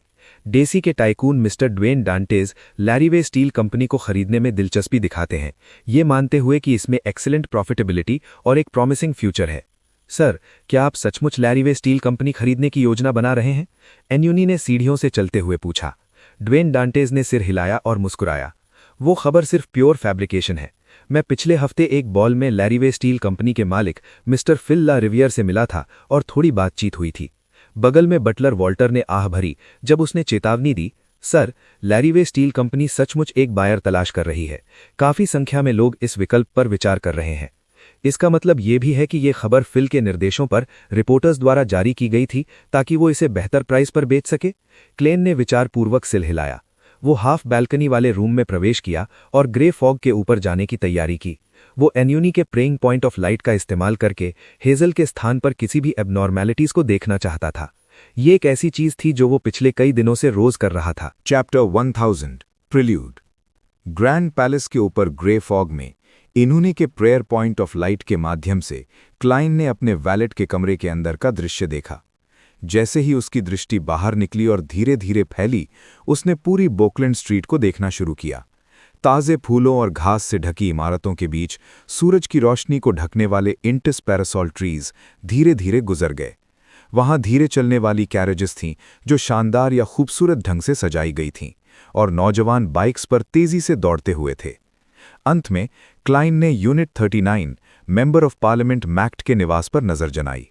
उसने फिर अपना फील्ड ऑफ व्यू नीचे किया और ये देखने के लिए कि कोई ब्लैक हेड, ब्लैक आइड, मोनिकल वेयरिंग मैन है या नहीं, हर जानवर और इंसान को ऑब्जर्व करना शुरू किया। भाग्य की कोई अदला बदली या ग्राफ्टिंग नहीं है। लगभग 10 मिनट बाद क्लाइन ने चैन की सांस ली। इस पल एक कैरेज मैक्ट के निवास में चली गई और उनके दरवाजे पर रुक गई। कर्ली ब्लैक ग्रीन हेयर और ब्राइट डार्क ब्राउन आईज वाली एक नौजवान महिला कैरेज से उतरी। ये और कोई नहीं हेजल थी जो घर लौट आई थी। उसने डार्क ग्रीन ड्रेस पहनी थी जिससे उसके कंधे एक्सपोज नहीं हो रहे थे। उसके होंठ हल्के से भिंचे हुए थे और उसने खुशी के हिंट के साथ एक रिलैक्स्ड लुक रखा हुआ था। हेजल को इस तरह की स्थिति में देखकर क्लाइन का दिल एक पल के लिए रुक गया। ये निश्चित रूप से एबनॉर्मल था। क्लाइन के दृष्टिकोण से रैट डेमीगॉड के पास एमॉन के अवतार से मिलने के बाद सिर्फ 2 परिणाम थे। या तो उसके पास एक ट्रम्प कार्ड था और वो हेविली इंजर्ड होने की कीमत पर सफलतापूर्वक बच निकली, या वो एमॉन के अवतार को मजबूत करने के लिए एक बियॉन्ड अ कैरेक्टरिस्टिक में बदल गई थी। और परिणाम जो भी हो, हेजल के पास अपने टीचर को ढूंढने का कोई तरीका नहीं था। वो निश्चित रूप से दुख और दर्द में होगी, निराश और उदास महसूस कर रही होगी। तो वो रिलैक्स्ड और खुश कैसे हो सकती थी? अपने टीचर को सूचित करने के लिए सबर्ब्स में मैनर की तरफ जाने का जोखिम उठाकर वो एक कोल्ड और सेल्फिश पर्सन नहीं है। उसकी वर्तमान स्थिति दर्शाती है कि उसने इस बात की पुष्टि की है कि उसका टीचर, वो रैट डेमीगॉड, ठीक है। उसे इनाम भी मिला है। शायद सुपरनैचुरल वर्ल्ड के बारे में हर तरह का ज्ञान प्राप्त हो गया है। ये रैट डेमीगॉड के परिणाम के मेरे सिद्धांत के विपरीत है। नहीं, ये विपरीत नहीं है। एक बार जब आप असंभव को हटा देते हैं, जो कुछ भी बचता है, चाहे वो कितना भी असंभव क्यों ना हो, वही सत्य होना चाहिए। क्लाइन अपनी सीट पर वापस झुका और एक नतीजे पर पहुंचा। एमॉन ने ना सिर्फ रैट डेमीगॉड के बियॉन्ड अ कैरेक्टरिस्टिक को प्राप्त किया था, बल्कि उसने उसके भाग्य को भी चुरा लिया था और उसकी पहचान को बदल दिया था। इसलिए हेजल के लिए उसके टीचर को कोई दुर्घटना नहीं हुई थी और उसे सिर्फ कुछ समय के लिए छिपने की जरूरत होगी। पुष्टि करने के बाद क्लाइन ने चुप्पी से सांस छोड़ी और थोड़ा रिलैक्स्ड महसूस किया। उसके लिए एमॉन का सबसे भयंकर पहलू ये था कि कोई नहीं जानता था कि वो किस रूप या पहचान का इस्तेमाल करके आएगा। ये संभव हो सकता था कि मेंबर ऑफ पार्लियामेंट मैक्ट एक दिन मोनिकल पहनेगा या कि गार्डन में कीड़े मोनिकल्स के साथ अपना चेहरा घुमा देंगे। इसलिए उस पहचान को समझने के बाद क्लाइन अधिक आश्वस्त महसूस करने से खुद को रोक नहीं पाया। जहां तक एमॉन का हेजल के सामने समस्यापूर्ण प्रदर्शन था, क्लाइन का विश्वास था कि यह असंभव था। आखिरकार एमॉन एक किंग ऑफ एंजल्स था जो मूल रूप से धोखे में अच्छा था।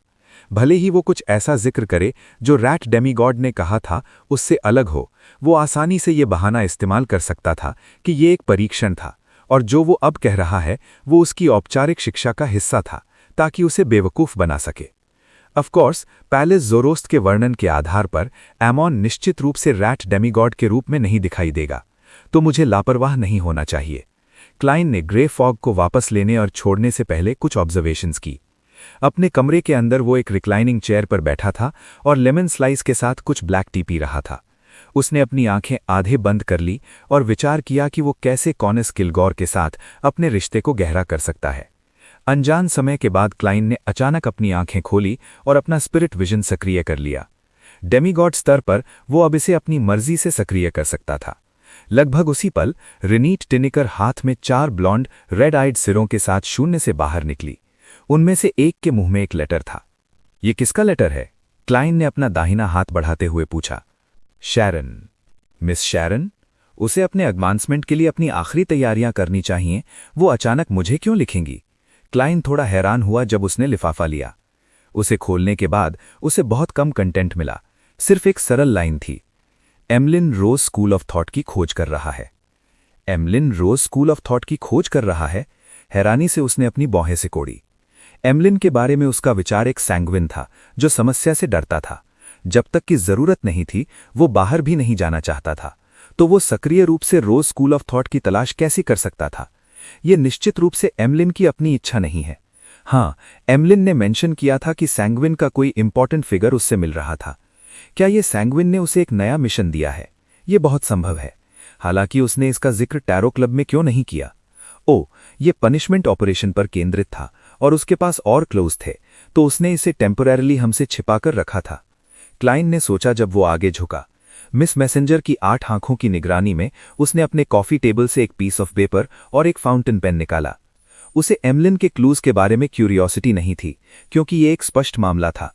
चूंकि मिस शैरन जानती थी कि Emlyn Rose school of thought को खोज रहा है और उसने अपने mutual friend detective Sherlock Holmes से इस मामले के बारे में पूछा था, इसका मतलब ये था कि इस सैंग्विन ने शायद ब्रेव हार्ट्स बार के black market arms dealer Ian की मदद मांगी थी। इसका यह भी मतलब था कि एमलिन के पिछले कमीशंस में उसने शैरन या मैरिक को नोटिस किया होगा, वरना उसके लिए एक आम व्यक्ति से रोज स्कूल ऑफ थॉट का जिक्र करना असंभव था। मैं अपोथेकेरी पाथवे के बारे में ज्यादा नहीं जानता। मैं ये निर्धारित नहीं कर सकता कि एमलिन ने कैसे एक रेत या ज़ॉम्बी को खोजा। क्लाइन ने अपना दाहिना पैर क्रॉस किया जब उसने लेटर को अपनी जांघ पर रखा और लिखना शुरू किया। यह संभव है कि यह सैंग्विन के ऊपरी एशेलॉन्स द्वारा एमलिन को दिया गया मिशन है। वो प्राइमेवल मून में विश्वास रखने वाले रोज स्कूल ऑफ थॉट के सदस्यों से नफरत करते हैं और उन्होंने इस गुस्से को रोज स्कूल ऑफ थॉट के दूसरे फैक्शंस पर निर्देशित किया है। ये लिखने पर क्लाइन रुक गया और जोड़ा, मुझे संदेह है कि मदर ट्री ऑफ डिजायर का मून डोमेन की अथॉरिटी पर अतिक्रमण करने का इरादा है, लेकिन मैं अशिक्षित हूं कि प्राइमेवल मून के विश्वास रखने वाले रोज स्कूल ऑफ थॉट में क्यों शामिल होंगे। ये secret existence mother tree of desire के साथ एक बहुत ही कॉम्प्लिकेटेड रिलेशनशिप रखता है। लगता है वो मतभेद हैं, लेकिन उन्होंने सहयोग भी किया है। ये बताना मुश्किल है। अपना पेन रखकर क्लाइन ने लेटर को फोल्ड करते हुए इंतजार करती हुई मिस मैसेंजर की तरफ देखा और हंसते हुए पूछा, तुम्हें कैसे पता चला कि मैं जवाब दूंगा? रिनीट टिनिकर के सिरों में से एक ने संक्षेप में जवाब दिया, अंदाजा। इसके तुरंत बाद चारों ब्लॉन्ड रेड आइड सिरों ने एक एक करके बोला, तुम थोड़े और जिंदा लगने लगे हो हाल ही में। तुम्हारा एक्सप्रेशन भी बहुत ज्यादा रिच हो गया है। जब क्लाइन ने अपने गोल्डन पॉकेट वॉच से जुड़ी हुई बॉक्स को निकाला, उसमें से एक गोल्ड कॉइन निकाला और एक सेल्फ डेप्रिकेटिंग स्माइल के साथ कहा, बार बार एक मोटा मास्क पहनना किसी की मेंटल हेल्थ के लिए अच्छा नहीं होता। ये मुझे डेमीगॉड बनने के बाद महसूस हुआ। इसलिए जब तक कि वो ऐसी स्थितियों में नहीं थे जहां उन्हें अपनी भावनाओं को छिपाना या छिपाना पड़ता था, उन्होंने अपनी भावनाओं को नियंत्रित करने के लिए अपने क्लाउन की शक्ति को सीमित कर दिया। रिनीट टिनिकर ने कोई शब्द नहीं कहा, जब सिरों ने गोल्ड कॉइन और लेटर को काटा उससे पहले कि गायब हो जाएं। मिस मैसेंजर को जाते हुए देखकर क्लाइन हल्का सा पीछे झुका और मन ही मन बुदबुदाया। मुझे आश्चर्य है कि क्या मिस शैरन और मैरिक बैकलैंड में रोज स्कूल ऑफ थॉट के सदस्यों से निपटने के लिए सैंग्विन का इस्तेमाल करेंगे। मिस शैरन शायद अपना समय और प्रयास अपने एडवांसमेंट पर केंद्रित कर रही हैं, वो खुद को शामिल नहीं कर सकती, लेकिन मैं मैरिक के बारे में निश्चित नहीं हूं। एमलिन ने अपने church of earth mother priest ropes बदल लिए और फिर उसने एक रेड कोट और सिल्क हैट पहनी उससे पहले कि हार्वेस्ट चर्च से बाहर निकले। फिर उसने रोड साइड पर एक रेंटल कैरेज में प्रवेश किया। अपना गंतव्य बताने के बाद उसने आराम से खिड़की से बाहर नजर दौड़ाई। इस पल एमलिन ने कुछ महसूस किया जब उसने अपना शरीर हिलाया और अपने पीछे शैडोई आफ्टर इमेजेस छोड़ते हुए वो बगल में चला गया। फिर उसने एक आकृति देखी जो कहीं से भी दिखाई दी। ये एक नौजवान आदमी था जिसका कोट बटन नहीं किया गया था, जिससे अंदर व्हाइट शर्ट और ब्लैक वेस्ट दिखाई दे रही थी। उसके ब्राउन हेयर थोड़े मॉइस्ट और मेसी थे, जैसे कि उसने उन्हें कुछ समय से कोम नहीं किया हो। उसकी ब्राउन आइज टेम्परेंस से भरी थीं, जैसे कि वो अपने दिल के अंदर कुछ अर्जेस को रोक रहा हो। इस पेल कॉप्स लाइक फेस को देखकर एमलिन ने अपनी चिन उठाई और मुस्कुराते हुए कहा, कोई नर्वसनेस के लक्षण नहीं दिखाते हुए, तुम आखिरकार आए हो। क्या तुम्हें डर नहीं है कि मैं रोज स्कूल ऑफ थॉट का एक सदस्य हूं जो तुम्हें खत्म करने आया हूं? नौजवान की आकृति कुछ हद तक ट्रांसपेरेंट हो गई। एमलिन ने स्कॉफ किया और कहा, क्या मैं रोज स्कूल ऑफ थॉट के इतिहास से अनजान होऊंगा या टेम्परेंस फैक्शन के धोखे और उनके भागने के मामलों से? अच्छा, मैं तुम्हें कैसे संबोधित करूं? मैरिक, नौजवान ने जवाब दिया। क्या ये वो जानकारी है जो तुम्हें सैंग्विन के ऊपरी एशेलॉन से मिली है? एमलिन हैरान रह गया जब उसने टिस्क किया, तुम मेरे अनुमान से ज्यादा स्मार्ट हो। उसने दूसरे पक्ष के अनुमान की पुष्टि करने के लिए ऐसे रिमार्क्स का इस्तेमाल किया। मैरिक ने धीरे से सांस ली और हल्का सा आगे झुका। तुमने यान की तरफ से हमारी मौजूदगी को कैसे नोटिस किया? एमलिन आराम से कैरेज में पीछे झुक गया और मुस्कुराते हुए कहा, मनुष्यों में मनुष्यों की गंध होती है, रेट्स में रेट्स की गंध होती है। मैरिक कुछ सेकंड्स के लिए चुप रह गया, उससे पहले कि पूछे, तुम सैंग्विन बैकलैंड में रोज स्कूल ऑफ थॉट के सदस्यों से निपटना चाहते हो? इंपॉर्टेंट सदस्यों, एमलिन ने एम्फेसिस डालते हुए जवाब दिया। अगर ऐसा है तो हम खुद को बेट के रूप में इस्तेमाल कर सकते हैं ताकि तुम्हें रोज स्कूल ऑफ थॉट के सदस्यों को निकालने में मदद मिल सके। हालांकि मुझे पुष्टि की जरूरत है। मैं जानता हूं कि तुम फैसला नहीं कर सकते। तुम पहले वापस जाकर सैंग्विन से अनुमति ले सकते हो। एक बार जब तुम उनकी अश्योरेंस प्राप्त करते हो, तुम्हें पता है हमें कहां ढूंढना है। ये कहने के बाद उसने अपने हाथ में एक डॉसियर दिया। ये इयान की तरफ से है। ये